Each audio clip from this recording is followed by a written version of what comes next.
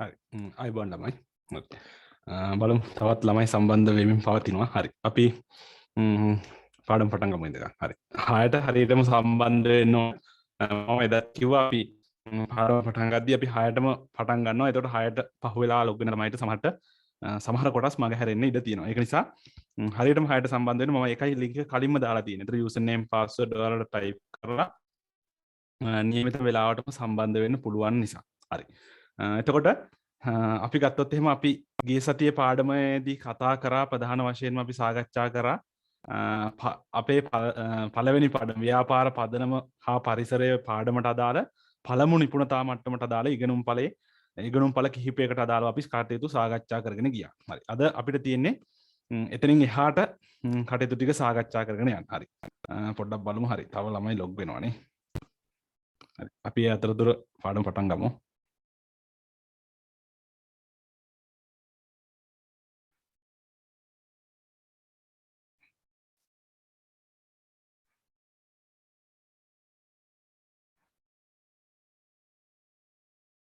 හරි. එතකොට අපි පළවෙනි නිපුණතාවකට දාලා සාකච්ඡා කරගෙන ගියා ඉගෙනුම් පළ කිහිපයකට අදාළව. එතෙන්දී අපි හඳුනාගත්තා ව්‍යාපාරයක් කියන්නේ මොකද්ද?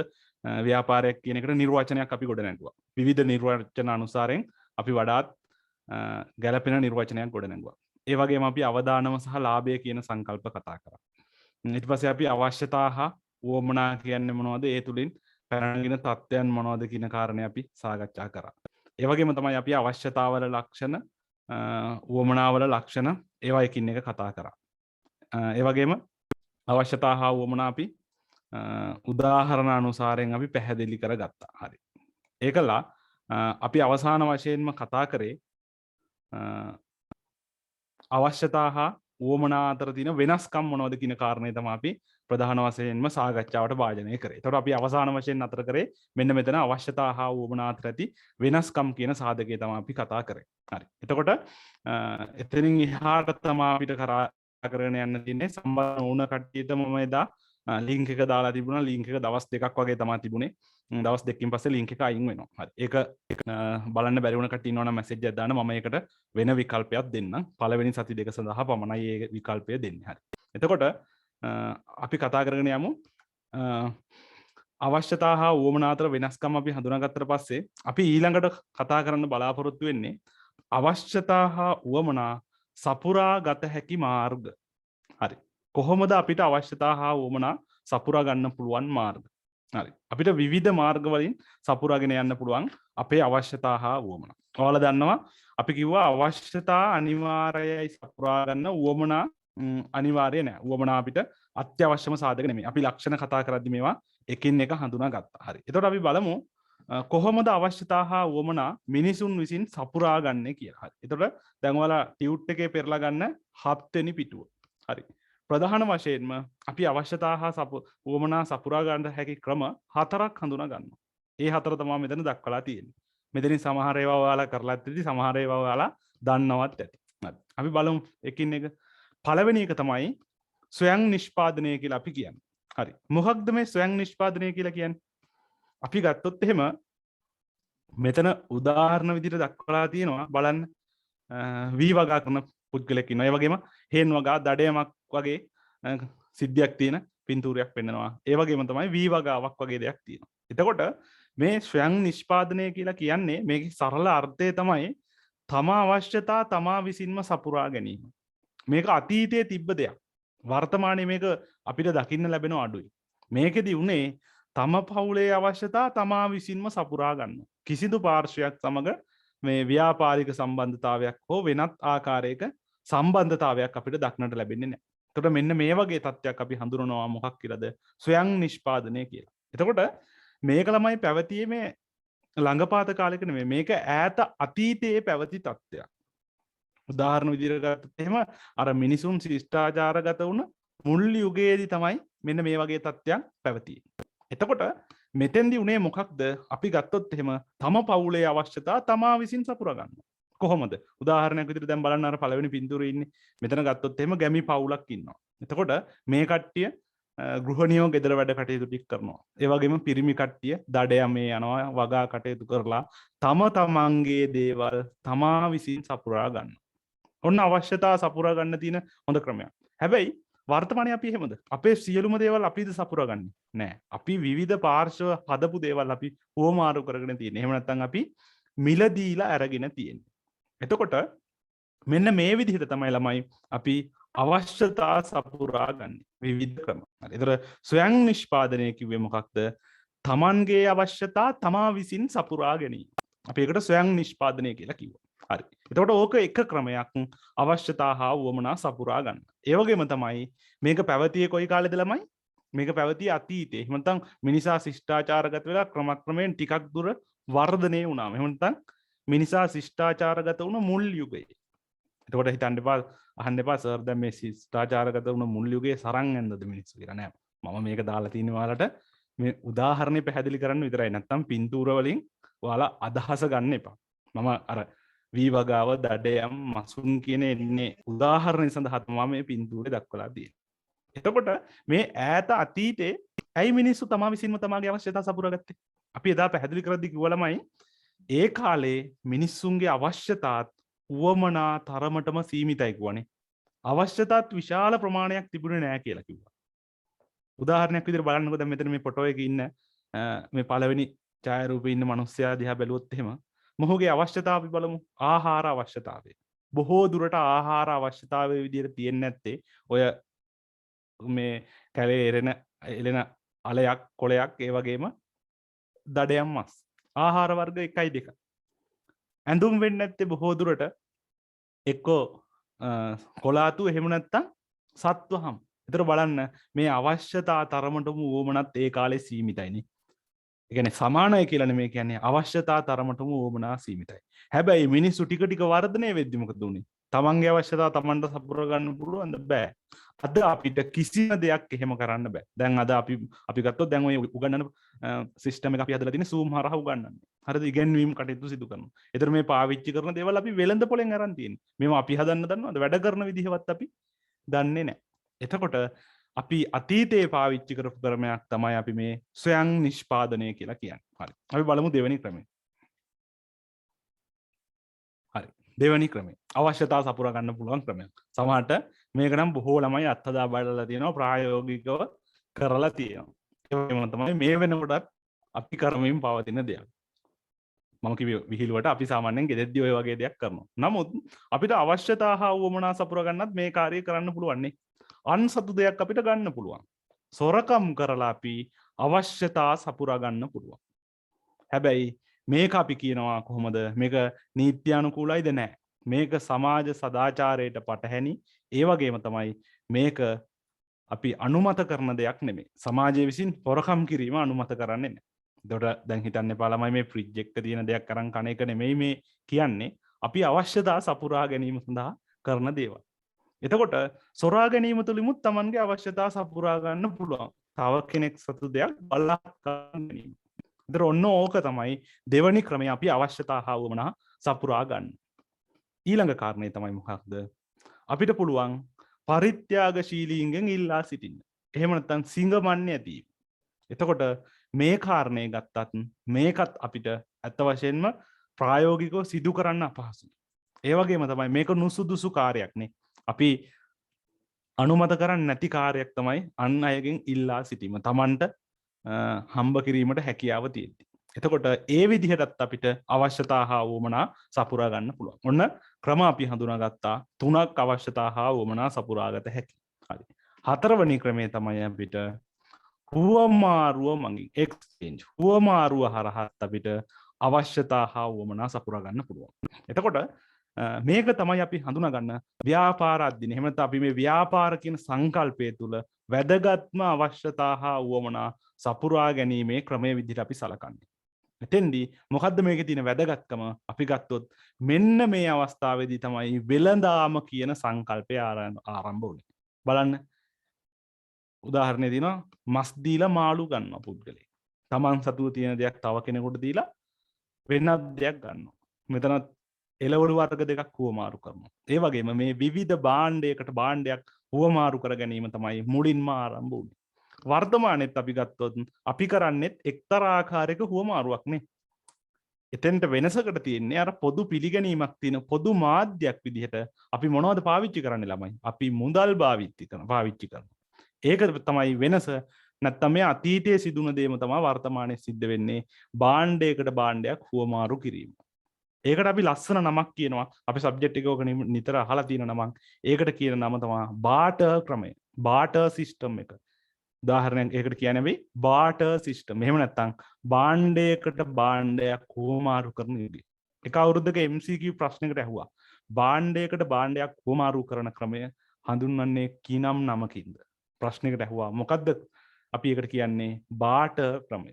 හරි. එතකොට ඔන්න ඔය කියන ක්‍රම හතරට අපිට අවශ්‍යතා හා වුවමනා සපුරා ගන්න පුළුවන්. ඒ අතර අපි මෙතන වැදගත් සංකල්පය විදිහට සලකන්නේ මොකද්ද?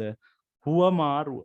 මොකද ඒක තමයි ව්‍යාපාර ආරම්භයේ සිදුනේ අවස්ථාවේ. ඒ වගේම තමයි අපි ව්‍යාපාර අධ්‍යයනය කියන විෂයට අපිට වැදගත් වෙන්නේ මෙන්න මේ හුවමාරුව කියන සංකල්පය. අර අනිකුත් සාධක අපි සමාජයේව බැහැර කරනවා. අනිකුත් සමහර දේවල් අපිට වැදගත්කමක් නැහැ. නමුත් අපි ඉගෙන ගන්න ඕන නිසා අවශ්‍යතා හා වුවමනා ඉටු කරන මෙන්න මේ ක්‍රම හතර අපි හඳුනා ගන්නවා. හරි. අපි එන යමු ටියුට් එකට. හරි. ටියුට් එකේ ළමයි යන්න 7 වෙනි පිටුවට. හරි. එතකොට අපි එදා අවශ්‍යතා හා වුවමනා කියන කාරණේ කතා කරා. එතෙන්දී මෙන්න මේ කොටස් හඳුනාගත්තා. දැන් මෙතන ටියුට් එකේ හිස්තැනේ ලියා ගන්න අවශ්‍යතා හා වුවමනා ඉටු කරගත හැකි මාර්ග කියන තැන අංක 1 ලියා ගන්න. self production කියන එක තැන ලියා ගන්න. ස්වයං නිෂ්පාදනය. ස්වයං නිෂ්පාදනය. ස්වයං නිෂ්පාදනය.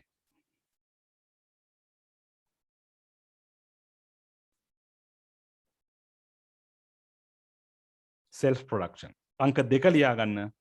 සොරා ගැනීම. කෝෂන්. සොරා ගැනීම. සොරා ගැනීම.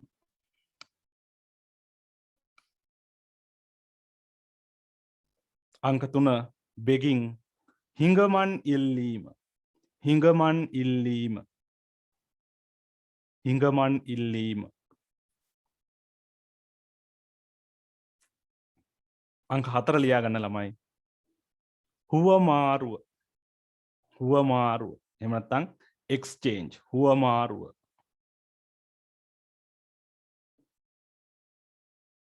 හුවමාරුව.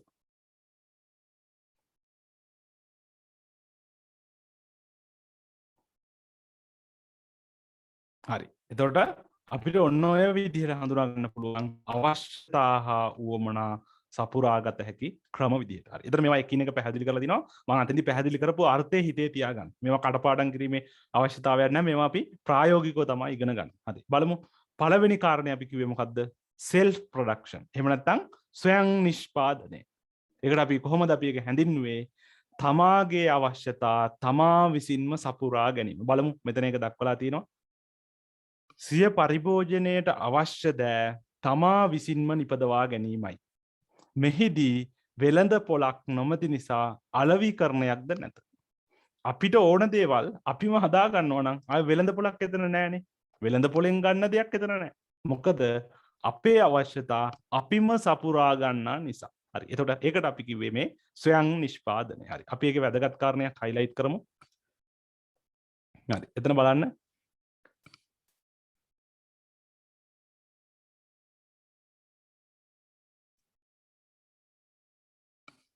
තමා විසින්ම නිපදවා ගැනීමයි කියන කාරණේ highlight කරන්න. තමා විසින්ම නිපදවා ගැනීමයි. තමා විසින්ම නිපදවා ගැනීමයි. හරි. අපි කිව්වා දෙවෙනි ක්‍රමය මොකක්ද? අවශ්‍යතා හා වුවමනා සපුරා ගන්න අපි පාවිච්චි කරේ සොරා ගැනීම. එහෙම නැත්නම් බලහත්කාරය.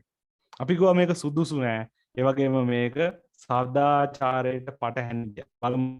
උදුරා ගැනීමෙන් හෝ සොරකම් කිරීමෙන් ලබා ගැනීමයි. මෙය සදාචාරයට පටහැනිය. සාර ධර්මයන්ට පටහැනිය. අපි ඒ කාරණේ highlight කරමු. මෙය සාර ධර්මයන්ට පටහැනිය. හරි. ඒ කාරණේ වල ටියුට් එකේ highlight කරන්න. හරි. ඊළඟ කාරණේ තමයි සිඟමන් ඉල්ලීම. හරි. මේකත් අපි කිව්වා පරිත්‍යාගශීලීන්ගෙන් ඉල්ලා ගන්න පුළුවන්. නමුත් මේක නුසුදුසු ක්‍රියාවක්. ඒ වගේම මේක හරි අපහසුයිනේ. අවුවේ කරවෙවි තනින් තනට ගිහිල්ලා අපිට පරිත්‍යාගශීලීන්ගෙන් ඉල්ලා සිටින්න වෙනවා. ඒ වගේම තමයි අර දුෂ්කර කාලයකදී එහෙම මිනිස්සුන්ට පරිත්‍යාග කරන්නත් නොහැකි වෙනවනේ. හරිද? එතකොට ඒක නුසුදුසු වගේම අපහසු කාර්යයක්. හරි. අපි ඒක highlight කරමු. මෙය අසීරු එසේම නුසුදුසු ක්‍රියාවකි. හරි. අපිට එහෙම ගන්න පුළුවන්. ඊළඟ කාරණේ තමයි හුවමාරුව. බලන්න අපි කිව්වා වඩාම වැදගත් වෙන කාරණේ තමයි මොකක්ද? හුවමාරුව. මොකද මේ තුලින් තමයි වෙළඳාම බිහි වුනේ. විභාගෙට ඕකත් දවසක් ප්‍රශ්නයක් ඇහුවා. කොහොමද ඇහුවේ? වෙළඳාම ආරම්භ වූයේ. අපි අවස්ථා දෙකක් හඳුනා ගන්නවා. එකක් තමයි භාණ්ඩ හුවමාරුවත් සමග, අනිත් එක වක්‍ර නිෂ්පාදනය. ඒක ඉදිරියේදී අපි කතා කරනවා. දැනට මතක තියාගන්න හුවමාරු කරන අවස්ථාවේදී තමයි වෙළඳාම කියන සංකල්පය බිහි වුනේ. ඒතර වෙළඳාම කියන සංකල්පෙත් අපි ඉදිරියේදී මේ නිර්වචන තුල කතා කරනවා. හරි. එතකොට අපි ඒකේ highlight කරමු. හුවමාරුව කියන තැන වටිනාකමක් ඇති දෙයක් දෙපාර්ශ්වයක් අතර ගනුදෙනු වීම හුවමාරුව. බලන්න ඔයාලට අර පින්තූර වල මතකයිනේ දැක්කේම මස් දීලා මාළු ගත්තා. කෙසෙල් දීලා ඇපල් ගත්තා. හරිද? සහල් දීලා එළවලු ගත්තා. මොනවද මේ කරන්නේ? වටිනාකමක් තියෙන භාණ්ඩ දෙකක් දෙපාර්ශ්වයක් අතර ගනුදෙනු කරනවා. එතකොට අතීතයේ පැවති ක්‍රමයක් වර්තමානයේ මේක පවතිනවා. නමුත් අතීතයේ වෙළඳාම සිදු වුණු ප්‍රධානම ක්‍රමය තමයි භාණ්ඩ හුවමාරු. මොකද අතීතයේ තිබ්බේ නැහැ මුදල්. මුල්ම කාලේ අපි ඊළඟ කොටසේදී කතා කරනවා විකාශනය. එතෙන්දී වලට පැහැදිලි වෙනවා. ඒතර මේක ප්‍රායෝගික සිද්ධියක්. හරි. එතකොට අපි ඒක highlight කරමු. මේ අසීරු මෙන්ම නුසුදුසු නෑ. ඒක highlight කරන්න වටිනාකම් දෙකක් වටිනාකමක් ඇති දෙයක් දෙපාර්ශ්වයක් අතර ගනුදෙනු වීම කියන කාරණේ highlight කරන්න. හරි. බලන්න යටින් වැදගත් කාරණයක් දක්වලා දීලා තියෙනවා. මින් වඩා වැදගත් වන්නේ හුවමාරුවයි. එනම් එක් පාර්ශ්වයක් සතු වටිනාකමක් ඇති යම් දෙයක් තවත් පාර්ශ්වයක් සතු කිරීමයි. මෙහිදී වෙළඳාම බිහිවේ හුවමාරුව සිදු නොවුනා නම් වෙළඳාම බිහි නොවේ. හරි. එතකොට අපිට හඳුනා ගන්න පුළුවන් මෙන්න මේ විදිහට හුවමාරුව තුලින් තමයි වෙළඳාම බිහි වුනේ. ඔක විභාගයට නිතර ආපු කොටසක්. වෙළඳාම ආරම්භ වූයේ කවදාද? ඒක නිසා අපිට හඳුනා ගන්න පුළුවන් වෙළඳාම ආරම්භ වුනේ මෙන්න මේ කියන භාණ්ඩ හුවමාරුවත් සමග. හරි. අපි ඒක highlight කරගමු. මින් වඩා වැදගත් වන්නේ හුවමාරුවයි. ඒ වගේම තමයි මෙහිදී වෙළඳාම බිහි වේ. මෙහිදී වෙළඳාම බිහි වේ. හරි. අපිට ඔන්න ඔය විදිහට ගන්න පුළුවන් භාණ්ඩ හුවමාරුව කියන කාරණේ. හරි. අපි ඊළඟ කාරණේට යමු. හරි. මෙන්න මෙතනක් දක්වලා තියෙනවා වැදගත් කියන කාරණේ. ඊළඟ සංකල්පය තමයි අපි කතා කරන මොකක්ද? නිෂ්පාදිත. හරි. ටියුට් එකෙත් බලන්න ඒක හිස්තැනක් දක්වලා තියෙනවා. මොනවද ළමයි මේ නිෂ්පාදිත කියලා කියන්නේ? නිෂ්පාදිත ප්‍රොඩක්ට්. ඔයාලා මේක අහලා ඇති. අපි ගත්තොත් එහෙම නිෂ්පාදිතයක් කියන්නේ මොකක්ද? දැන් අපි මේ එකින් එක කතා කරගෙන ඉන්නේ ළමයි මොනවද? මේ අපි අර කලින්ම ඉගෙනගත්ත නිර්වචනයේ තියෙන විවිධ සංකල්පනේ ව්‍යාපාර කියපු නිර්වචනය තුළ ওই නිෂ්පාදිත කියන වචනේ තිබ්බා. හොඳට බලන්න. එතකොට මේ නිපුණතා මට්ටම ඉගෙන ඉවර වෙනකොට ඔය නිර්වචනයේ තුල තිබ්බ අකුරක් වචනයක් නෑර අර්ථය එහෙම නැත්නම් ඒවේ ගැඹුරු අර්ථය ඔයාලට තේරිලා තියෙන්න ඕන. හරි. එතකොට අපි ගත්තොත් එහෙම අපි නිෂ්පාදිත කිව්වේ මොනවටද? අවශ්‍යතා හා උවමනා තෘප්තිමත් කරන්න මිනිසුන්ගේ වෙළඳ පොළට ඉදිරිපත් කරන ඕනෑම දෙයකට අපිට කියන්න පුළුවන් ළමයි නිෂ්පාදිත කියලා. දැන් බලන්න මේ මෙතන පින්තූරේ තියෙන මොනවද කියලා බලන්න. මෙතන පින්තූරේ තියෙනවා විවිධ ක්‍රීම් වර්ග කිහිපයක් තියෙනවා, බීම වර්ග කිහිපයක් තියෙනවා, පාන වර්ග. එතකොට මොන හරි භෞතික නිෂ්පාදිත ප්‍රමාණයක් තියෙනවානේ. විවිධ දේවල්. අර බෙහෙත් බෝතල් වගේක් තියෙනවා. විවිධ දේවල්. ඒ වගේම තමයි මේ හරියේ ඉන්නවා කවුද? පුද්ගලයෝ කිහිප දෙනෙක්. ඔයාලා දන්න කට්ටියත් ඇති. මෙතන ගුරුවරියක් ඉන්නවා, වෛද්‍යවරියක් ඉන්නවා, ඒ වගේම මයිකල් ජැක්සන් ඉන්නවා. ඒක මයිකල් ජැක්සන් නිෂ්පාදිතයක් කියලා නෙමෙයි කියන්නේ. අපි ගත්තොත් මේ පුද්ගලයෝ කිහිප දෙනෙක් ඉන්නේ නේ. වෘත්තිකයෝ කිහිප දෙනෙක් ඉන්නේ. එතකොට මොනවද මේ නිෂ්පාදිත කියලා කියන්නේ? බලන්න මෙතන තියෙන නිර්වචනයේ තියෙන කාරණේ. අවශ්‍යතාවයකට ඇති විසඳුමක් නිෂ්පාදිතය. හරිද? එතකොට තව කාරණයක් තියෙනවා වටිනාකම් ප්‍රස්තුතයක් නිෂ්පාදිතය. අලෙවිකරුවන්ගේ පිළිගැනීමක් නිෂ්පාදිතය. ටියුට් එකෙත් මේ කාරණේ දක්වලා තියෙනවා. එතකොට මොනවද මේ නිෂ්පාදිත කියලා කියන්නේ? මිනිස්සුන්ගේ අවශ්‍යතා හා වුවමනා තෘප්තිමත් කරන්නට වෙළඳ පොළට ඉදිරිපත් කරන ඕනෑම දෙයක්. ප්‍රධානම වශයෙන් අපිට ගන්න පුළුවන් ඒවා භාණ්ඩ හා සේවා විදිහට. දැන් මේ භෞතික පැවැත්මක් තියෙන මෙතන තියෙන මේ ක්‍රීම් බෝතල් බෙහෙත් ඒ වගේම බීම වර්ග වගේ දේවල් වලට භෞතික පැවැත්මක් තියෙනවානේ. හැබැයි සේවා ගත්තොත් එහෙම උදාහරණ වෛද්‍ය සේවාව, ගුරු වෘත්තිය, ගායකෙක් සංගීත ප්‍රසංගයක් පැවැත්වීම. අපිට මේකේ භෞතික පැවැත්මක් නැහැනේ. වෛද්‍ය සේවාව කියන එක අපිට අල්ලලා බලන්න බෑ. එතකොට මෙන්න මේ මිනිස්සුන්ගේ හැකියා සහ දක්ෂතා තුලින් මිනිස් අවශ්‍යතා හා උවමනා තෘප්තිමත් කරනවා නම් අපි ඒවට කියනවා මොනවා කියලාද? සේවා කියලා. ඒ වගේම තමයි මේ අමුද්‍රව්‍ය යොදාගෙන හදලා තියෙන මෙතන මේ තියෙන භාණ්ඩ වගේ නිමි ද්‍රව්‍ය බිහි කිරීමට අපි කියනවා භාණ්ඩ කියලා. එතකොට නිෂ්පාදිත කියන්නේ මොකද්ද? මෙන්න මේ භාණ්ඩ හා සේවා යන සියල්ලගේම එකතුව තමයි අපි නිෂ්පාදිත කියලා කියන්නේ. එතකොට අපිට නිෂ්පාදිත කියන එක තවත් පුළුල් විදිහට විග්‍රහ කරන්න පුළුවන්. අවශ්‍යතා හා වුවමනා තෘප්තිමත් කරන්න වෙළඳ පොළට ඉදිරිපත් කරන ඕනෑම දෙයක් අපිට නිෂ්පාදිත විදිහට හඳුනා ගන්න පුළුවන්. හරි. එතකොට අපිට බලන්න ඔයාලගේ ටියුට් එකේ 8 වෙනි පිටුවේ දක්වලා තියෙනවා නිර්වචන කිහිපයක්. මෙතන තියෙන නිර්වචන වල බලන්න හිස්තැනට යටින් තියෙන නිර්වචනේ අවශ්‍යතාවයකට ඇති විසඳුමක් නිෂ්පාදිතේ. හරි. ඒකේ හිස්තැන හයිලයිට් කරන්නේ ඒකේ නිර්වචනයේ අවශ්‍යතාවයකට ඇති විසඳුමක් කියන කාරණේ හයිලයිට් කරන්න. ඒ වගේම තමයි දෙවෙනි නිර්වචනයේ තියෙනවා ටියුට් එකේ බලන්න වටිනාකම් ප්‍රස්තුතයක් නිෂ්පාදිතේ. ඒකේ හයිලයිට් කරන්න වටිනාකම් ප්‍රස්තුතයක් කියන කාරණේ හයිලයිට් කරන්න. ඒ වගේම තමයි අලෙවිකරුවන්ගේ පිළිගැන්වීමක් නිෂ්පාදිතයි. ඒකේ හයිලයිට් කරන්න අලෙවිකරුවන්ගේ පිළිගැන්වීමක්. හරි. දැන් අපි ඒ කාරණා එකින් එක පැහැදිලි කරගමු. හරි. මොකද්ද මේ අවශ්‍යතාවයකට ඇති විසඳුමක් කියන්නේ? උදාහරණයක් විදිහට අපි හිතමු යම් පුද්ගලයෙකුට තියෙනවා අවශ්‍යතාවයක් ආහාර අවශ්‍යතාවයක්. ඒකට තියෙන විසඳුමක් තමයි මොකද්ද? අපිට ගන්න පුළුවන් වෙළඳ සැලකින් ආහාරයක්. අපි හිතමු බනිස් ගෙඩියක් ගන්න. එහෙම නැත්නම් මොන හරි කෑම වේලක් ගන්නවා. මොකද්ද? ඔහුට බඩගින්න කියන අවශ්‍යතාවය සඳහා තියෙන විසඳුමක් තමයි මේ නිෂ්පාදිත කියලා ගන්න. උදාහරණයක් විදිහට කෙනෙකුට ජල අවශ්‍යතාවයක් තියෙනවා. කෙනෙක් බීම එකක් පානය කරනවා. එතකොට මොකද්ද මේ වෙන්නේ? තමන්ගේ තියෙන අවශ්‍යතාවයකට විසඳුමක්. එතකොට පළවෙනි නිර්වචනයේ අවශ්‍යතාවයකට ඇති විසඳුමක් කියන අදහසෙන් කියන්නේ ඔන්න ඕක. ඊළඟ කාරණය තමයි වටිනාකම් ප්‍රස්තුතයක්. මොකද්ද මේ කියන්නේ? දැන් බලන්න මේ මෙතන තියෙන මොකක් හරි නිෂ්පාදිතයක් අපි මෙන්න මේක ගමු. බීම එකක් තියෙනවා මොකක් හරි. බීම වර්ගයක්. එතකොට මේ පාන වර්ගය කියන්නේ මොකද්ද?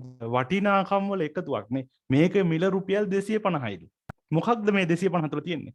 මේකේ යම්කිසි අමුද්‍රව්‍ය ප්‍රමාණයක් තියෙනවා. මේක හදන්න වියදමක් ගිහිල්ලා තියෙනවා. මේක හදලා තියෙන්නේ චීනෙන් මේක ප්‍රවාහණය කරන්න වියදමක් ගිහිල්ලා තියෙනවා. ඒකල ලංකාවට ඇවිල්ලා ලංකාවේ වෙළඳ සැල්වල ව්‍යාපාරිකයෝ මේක ෂෝකේස් වල දාලා පෙන්නනවා. එතකොට මොකක්ද මේ විවිධ අවස්ථාවල වටිනාකම් එකතු වෙලා තියෙනවා. එතකොට මේ වටිනාකම් වල එකතුවකුත් අපිට හඳුනා ගන්න පුළුවන් මොකක් විදිහටද? මෙන්න මේ කියන නිෂ්පාදිතයක් විදිහට. ඒතර ඒකයි දෙවෙනි නිර්වචනයේ අදහස. නිකන් තියෙන පළියට වචනේ අදහස් තේරුම් ගන්න එපා, අර්ථිත් එක්ක තේරුම් ගන්න. ඊළඟ කාරණේ තමයි අලෙවිකරුවන්ගේ පිළිගැන්වීමකටත් අපිට නිෂ්පාදිතයක් කියන්න පුළුවන්. අලෙවිකරුව කියන්නේ කවුද? මේ භාණ්ඩ හා සේවා අලෙවි කරන පුද්ගලයෝ. එතකොට මේවා කොහෙන්ද අපි ගන්නෙ? අලෙවිකරුවෝ අලෙවි කරන නිසා තමයි නේ අපි ගන්නෙ. එතකොට මේ නිෂ්පාදිත ලස්සනට අසුරලා පාරිභෝගික ආකර්ෂණය වෙන විදිහට සකස් කරලා ලබා දෙන්නේ කවුද? අලෙවිකරුවෝ. එහෙනම් අපිට නිෂ්පාදිත කියන එක කොහොමද තව නිර්වචනය කරන්න පුළුවන්? අලෙවිකරුවන්ගේ පිළිගැන්වීම. එතකොට ඒ නිර්වචනය කියන අදහසත් ඔයාලට පැහැදිලි. හරි. එතකොට ප්‍රධාන වශයෙන්ම නිෂ්පාදිත කියන එක අපිට භාණ්ඩ හා සේවා කියලා වර්ග කරන්න පුළුවන්. ඒ තුල අපි හඳුනා ගන්නවා මෙන්න මේ කියන විදිහට අවශ්‍යතාවයකට ඇති විසඳුමක්, වටිනාකම් ප්‍රස්තුතයක්, ඒ වගේම අලෙවිකරුවන්ගේ පිළිගැනීමක් කියන කාරණා. හරි. එහෙනම් උඩ හිස්තැනේ ලියා ගන්න 8 වෙනි පිටුවේ නිෂ්පාදිත කියන තැන තියෙන. හරි. මේකේ ටියුට් එකේ නිෂ්පාදිත කියන එකේ ප්‍රොඩක්ට් කියන එක හදාගන්න. ප්‍රොඩක්ෂන් කියලා දෙන එක ප්‍රොඩක්ට් කියලා හදාගන්න. TION කියන එක ION කියන එක අයින් කරන්න. හරි. ඒ යටතේ අපි ලියාගමු ඒ අර්ථය අපි ලියා ගමු. හිස්තැනේ ලියා ගන්න. මිනිසුන්ගේ අවශ්‍යතා හා උවමනා මිනිසුන්ගේ අවශ්‍යතා හා උවමනා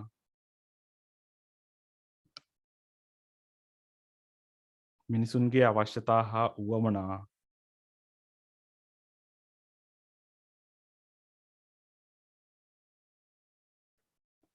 තෘප්තිමත් කිරීම සඳහා තෘප්තිමත් කිරීම සඳහා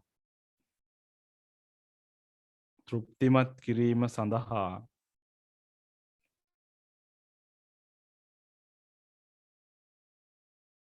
මිනිසුන්ගේ අවශ්‍යතා හා වුවමනා තෘප්තිමත් කිරීම සඳහා වෙළඳ පොළ වෙත ඉදිරිපත් කරන වෙළඳ පොළ වෙත ඉදිරිපත් කරන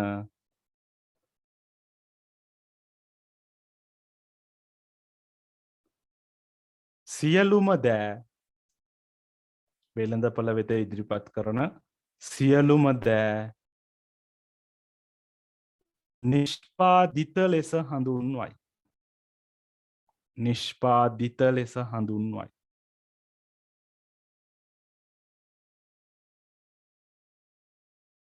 හරි. අපිට ඒතර ඒ විදිහට හඳුනා ගන්න පුළුවන් නිෂ්පාදිත කියන කාරණය.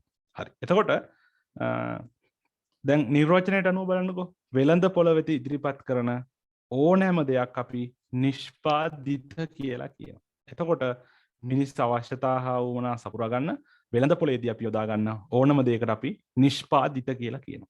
මේක අපි වර්ග කරා අර PDF එකේ තිබ්බ අර ෆොටෝ වලින් ඔයාලා හඳුනාගත්ත ප්‍රධාන වශයෙන්ම මේක භාණ්ඩ හා සේවා විදිහට ගන්න පුළුවන්. එතකොට මේ නිෂ්පාදිත වර්ගීකරණය බලන ටියුට් එකේ දක්වලා තියෙනවා නිෂ්පාදිතය පටු හා පුළුල් ලෙස වර්ග කළ හැකියි. නිෂ්පාදිතය පටු වර්ගීකරණය කරනු ලබන්නේ භාණ්ඩ හා සේවා වශයෙන්. පුළුල් වර්ගීකරණයේදී පහත සඳහන් සියල්ලම නිෂ්පාදිතය යටතට ගැනේ. ඔන්න දැන් තවත් කාරණයක් කියනවා. මොකද්ද කියන්නේ? නිෂ්පාදිත කියන එක අපිට ඉතා පටු විදිහට දක්වන්න පුළුවන්. භාණ්ඩ හා සේවා තමයි නිෂ්පාදිත කියන්නේ. හරිද? දැන් ඉස්කෝලේ ළමයෙක් අහනවා මොකද්ද මචං නිෂ්පාදිතයක් කියන්නේ? නිෂ්පාදිතයක් කියන්නේ බං භාණ්ඩ හා සේවා වලට. එතකොට මු තවත් අහනවා වැඩි වැඩි. මොනවද බං භාණ්ඩ හා සේවා කියන්නේ? හරි. ඔය එතකොට ඔයාලට කියන්න පුළුවන් ඔය පටු අර්ථකථන. ඊට අමතරව අපිට කියන්න පුළුවන් මොනවද? භෞතික භාණ්ඩ සේවා අදහස් ස්ථාන පුද්ගලයෝ ඉසව් තොරතුරු දීපල මේ ඔක්කොම නිෂ්පාදිත. ආය අහන්නේ නැහැ ප්‍රශ්නයක් ළමයි. හරිද? එතකොට මෙන්න මේ විදිහට අපිට දක්වන්න පුළුවන් නේ. මොකද්ද? නිෂ්පාදිතය කියන එක අපි පටු විදිහට වර්ග කරොත් කොහොමද? භාණ්ඩ හා සේවා. ඒ වගේම තමයි මේක පුළුල් වර්ගීකරණයට ලක් කරොත් අපිට හඳුනා ගන්න පුළුවන් භාණ්ඩ සේවා අදහස් ස්ථාන සංවිධාන පුද්ගලයෝ ක්‍රියාකාරකම් මේ සියල්ලම නිෂ්පාදිත විදිහට. ඇයි එහෙම කියන්නේ? ඒ හැම දෙයක් තුලම මෙන්න මේ උඩ කියපු නිර්වචනවල තිබ්බ කාර්යයන් නිෂ්ට වෙනවා. දැන් උදාහරණයක් විදිහට පුද්ගලයෝ කියන එක කොහොමද නිර්වචන මේ නිෂ්පාදිතයක් වෙන්නේ? අතන ෆොටෝ එකේ හිටියා ගායකයෙක් විදිහට මයිකල් ජැක්සන්. පුද්ගලයෙක් නේ. ඔහු කොහොමද නිෂ්පාදිතයක් වෙන්නේ? ප්‍රොඩක්ට් එකක් වෙන්නේ. ඔහු මොකද කරන්නේ? අවශ්‍යතා හා වුවමනාවක් සපුරාලනවානේ. මිනිස්සුන්ගේ අපි කිව්වා වින්දනය කියන්නේ මිනිස්සුන්ගේ අවශ්‍යතාව. ඔහුගේ ගීතයක් අහලා මිනිහෙක් සන්තෝෂ වෙනවා. එහෙනම් පුද්ගලයෙක් කියන්නේ මොකක්ද? අවශ්‍යතාවයක් වුවමනාවක් සපුරාලන දෙයක්. එතකොට අපිට මේ විදිහට හඳුනා ගන්න පුළුවන්. හරි. බලමු මෙතන නිබන්ධනයක දක්වලා තියෙනවා නිෂ්පාදිත පටු හා පුළුල් ලෙස වර්ග කළ හැකිය. නිෂ්පාදිතය පටු ලෙස වර්ගීකරණය කරනු ලබන්නේ භාණ්ඩ හා සේවා වශයෙන්. පුළුල් වර්ගීකරණයේදී පහත සඳහන් සියල්ල නිෂ්පාදිත යටතට ගැනේ. හරි. ඒක අපි හයිලයිට් කරමු වැදගත් කාරණේ. නිෂ්පාදිත පටු ලෙස වර්ගීකරනු ලබන්නේ භාණ්ඩ හා සේවා වශයෙන්. ඒ කාරණය හයිලයිට් කරන්න. හරි. අපි දැන් පුළුල් වර්ගීකරණය යටතේ අපි හඳුනා ගන්න කාර්යයන් එකින් එක අපි ලියා ගමු. හරි. කොහොමද අපි හඳුනාගන්නේ පුළුල් වර්ගීකරණය යටතේ? පළවෙනි කාරණේ තමයි භෞතික භාණ්ඩ. භෞතික භාණ්ඩ අපිට හඳුනා ගන්න පුළුවන්.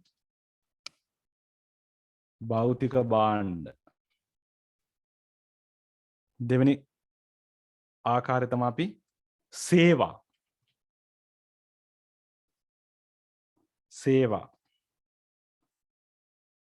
තුන්වෙනි ආකාරය තමයි අදහස්. හරි. අදහසක් කොහොමද ළමයි නිෂ්පාදිතයක් වෙන්නේ? අපි උදාහරණයක් විදිහට ගත්තොත් යම්කිසි පුද්ගලයෙකුට එනවා යම්කිසි නිෂ්පාදිතයක් පිළිබඳ අදහසක්. අලුත් දෙයක් පිළිබඳ අදහසක්. දැන් මම හදනවා ඔයාලා වෙනුවෙන් අලුත් නිබන්ධනයක් හදනවා. මම ඔයාලා වෙනුවෙන් අලුතෙන් ප්‍රසන්ටේෂන් එකක් හදනවා. ඒතර මං අදහසක්. මා තුල ඇති වුණ අදහසක්. එතකොට ඒ තුලින් මොකක්ද වෙන්නේ? ඔයාලගේ අවශ්‍යතාවයක් හා වුවමනාවක් සැපිරෙනවා. ඒක නිසා අදහසකුත් අපිට ගන්න පුළුවන් මොකක් විදිහටද? මිනිස් අවශ්‍යතා හා වුවමනා සපුරාලන දෙයක් විදිහට. ඒක නිසා ඒක අපි හඳුනනවා මොකක් විදිහටද? නිෂ්පාදිතයක් විදිහට. හරි. ඊළඟ නිෂ්පාදිතයට උදාහරණයක් අපි හඳුනාගමු ඕගනයිසේෂන්. එහෙම නැත්නම් සංවිධාන. සංවිධාන. හරි. සංවිධාන කියන්නේත් ළමයි මොනවද? මේ මිනිස්සුන්ගේ අවශ්‍යතා හා වුවමනා සපුරාලනේ. ඔයාලා දන්නවා. කාන්තා සංවිධාන තියෙනවා. පාසලේ ක්‍රීඩා සංවිධාන තියෙනවා. ගමේ ක්‍රීඩා සමිති තියෙනවා. වැඩිහිටි සමිති තියෙනවා. විවිධ සංවිධාන. මේ සංවිධාන මගින් මොකද්ද කරන්නේ? ඒ පුද්ගලයන්ගේ සමාජීය අවශ්‍යතා සපුරාලන එක. ඒක නිසා සංවිධානයක් කියන එකත් අපිට එක්තරා ආකාරයක නිෂ්පාදිතයක් විදිහට ගන්න පුළුවන්. හරි. ඒක තමයි මෙතන දක්වලා තියෙන්නේ. ඊළඟ කාරණය මොකක්ද? ස්ථාන, places. ස්ථාන. ස්ථාන. හරි. කොහොමද ස්ථානයක් අපි නිෂ්පාදිතයක් කියලා කියන්නේ? උදාහරණයක් ගමු. සීගිරිය. හරි. සීගිරිය බලන්න ගිහිල්ලා තියෙන ළමයි අත උස්සන්න බලන්න. හරි. මට පේනවා. හරි. 4 දිනක් ගිහිල්ලා තියෙනවා. හරි. එතකොට සීගිරිය කියලා කියන්නේ කොහොමද? ස්ථානයක් නේ. ඇයි සීගිරිය අපි යන්නේ? අපි සමහරට సౌందර්ය අත්විඳින්න. මිනිස්සුගේ අවශ්‍යතාවයක් නේ. වින්දනය සඳහා. එහෙනම් මිනිසුන්ගේ අවශ්‍යතා හා වුවමනා සපුරාලන ස්ථානයක් කියන්නේ මොකද්ද? නිෂ්පාදිතයක් විදිහට අපිට හඳුනා ගන්න පුළුවන්. හරි. ඊළඟ කාරණේ තමයි people. එහෙම නැත්නම් පුද්ගලයන්.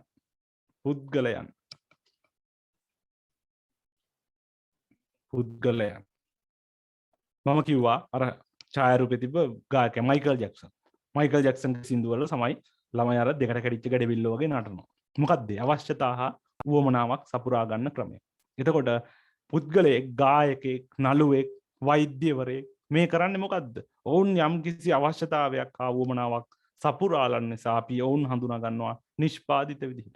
ඊළඟට experience, අත්දැකීම්. අත්දැකීම්. හරි. අත්දැකීම් කොහොමද නිෂ්පාදයක් වෙන්නේ ළමයි? දැන් මම මොකද මේ කරන්නේ? මම ඉගෙනගෙන මම ව්‍යාපාර අධ්‍යයනයේ විෂය සම්බන්ධව ඉගෙනගෙන ඒ සම්බන්ධව මට තියෙන අත්දැකීම් ඔයාලා හා බෙදා ගන්න. එතකොට මොකද්ද? ඔයාලගේ අධ්‍යාපනය කියන අවශ්‍යතාවය මගේ අත්දැකීම් තුලින් මම සපුරාලනවා. එතකොට අපිට ගන්න පුළුවන් අත්දැකීම් කියන්නේ මොකක්ද? මේකත් එක්තරා ආකාරයක නිෂ්පාදිතයක් විදිහට අපිට හඳුනා ගන්න පුළුවන්. ඊළඟ නිෂ්පාදිත වර්ගය තමයි අපි හඳුනා ගන්න තොරතුරු, information. එහෙම නැත්නම් තොරතුරු. තොරතුරු. හරි. තොරතුරක් කියන්නේ මිනිස්සුන්ගේ අවශ්‍යතා හා වුවමනා සැපිරෙන දෙයක්. උදාහරණයක් විදිහට ගන්න පුළුවන් අපිට විවිධ තොරතුරු, නිෂ්පාදිත සම්බන්ධ තොරතුරු. එතකොට මෙන්න මේ වගේ කාරණා අපි හඳුනා ගන්නවා නිෂ්පාදිත විදිහට.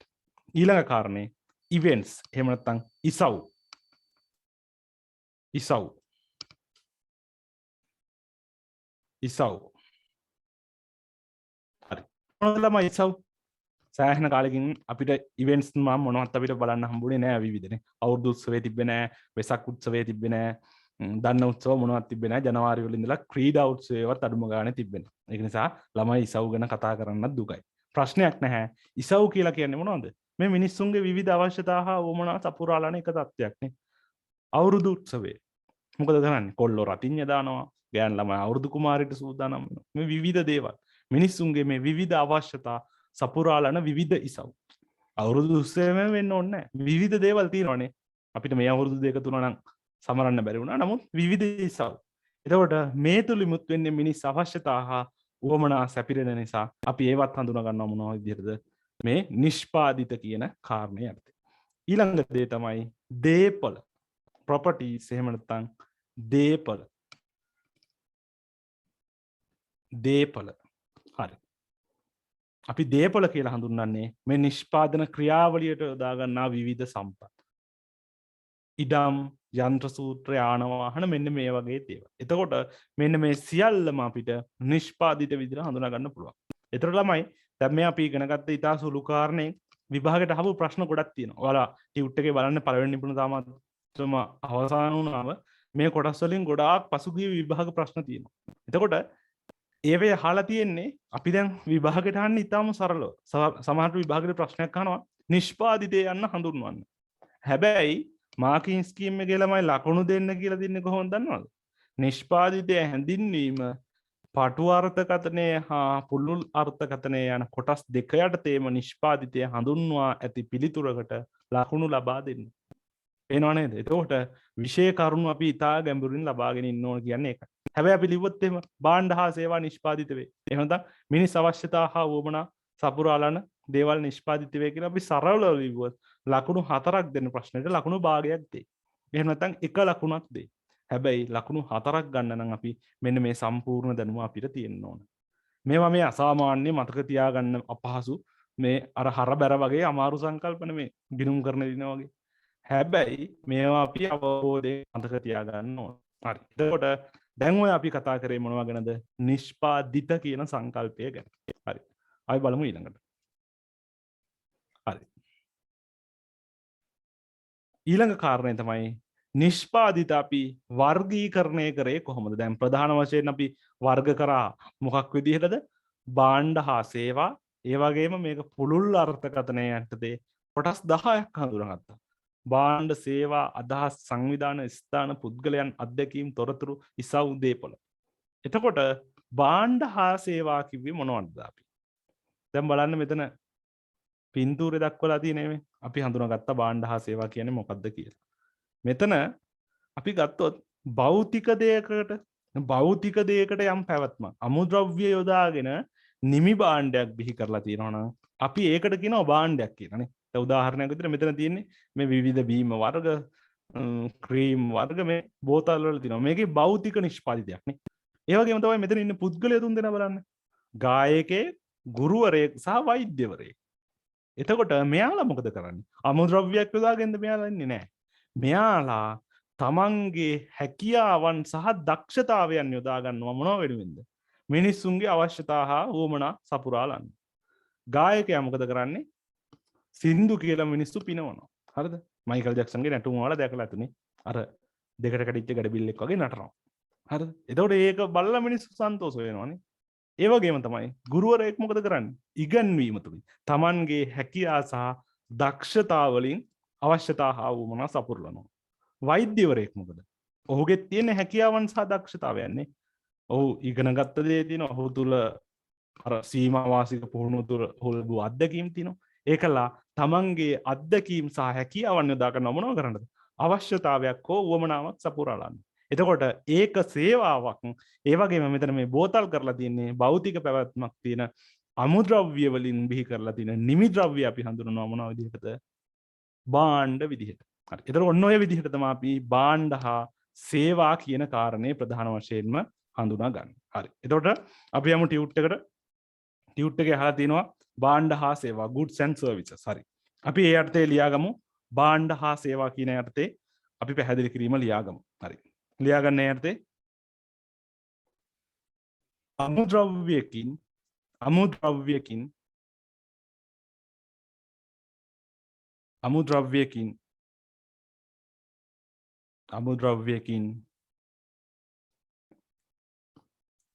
මිනිස් අවශ්‍යතාවයක් සැපිරෙන ආකාරයට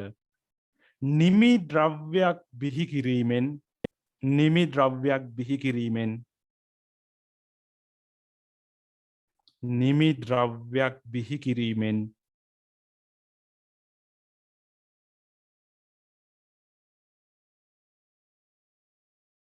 බාණ්ඩ බිහිවන අතර බාණ්ඩ බිහිවන අතර බාණ්ඩ බිහිවන අතර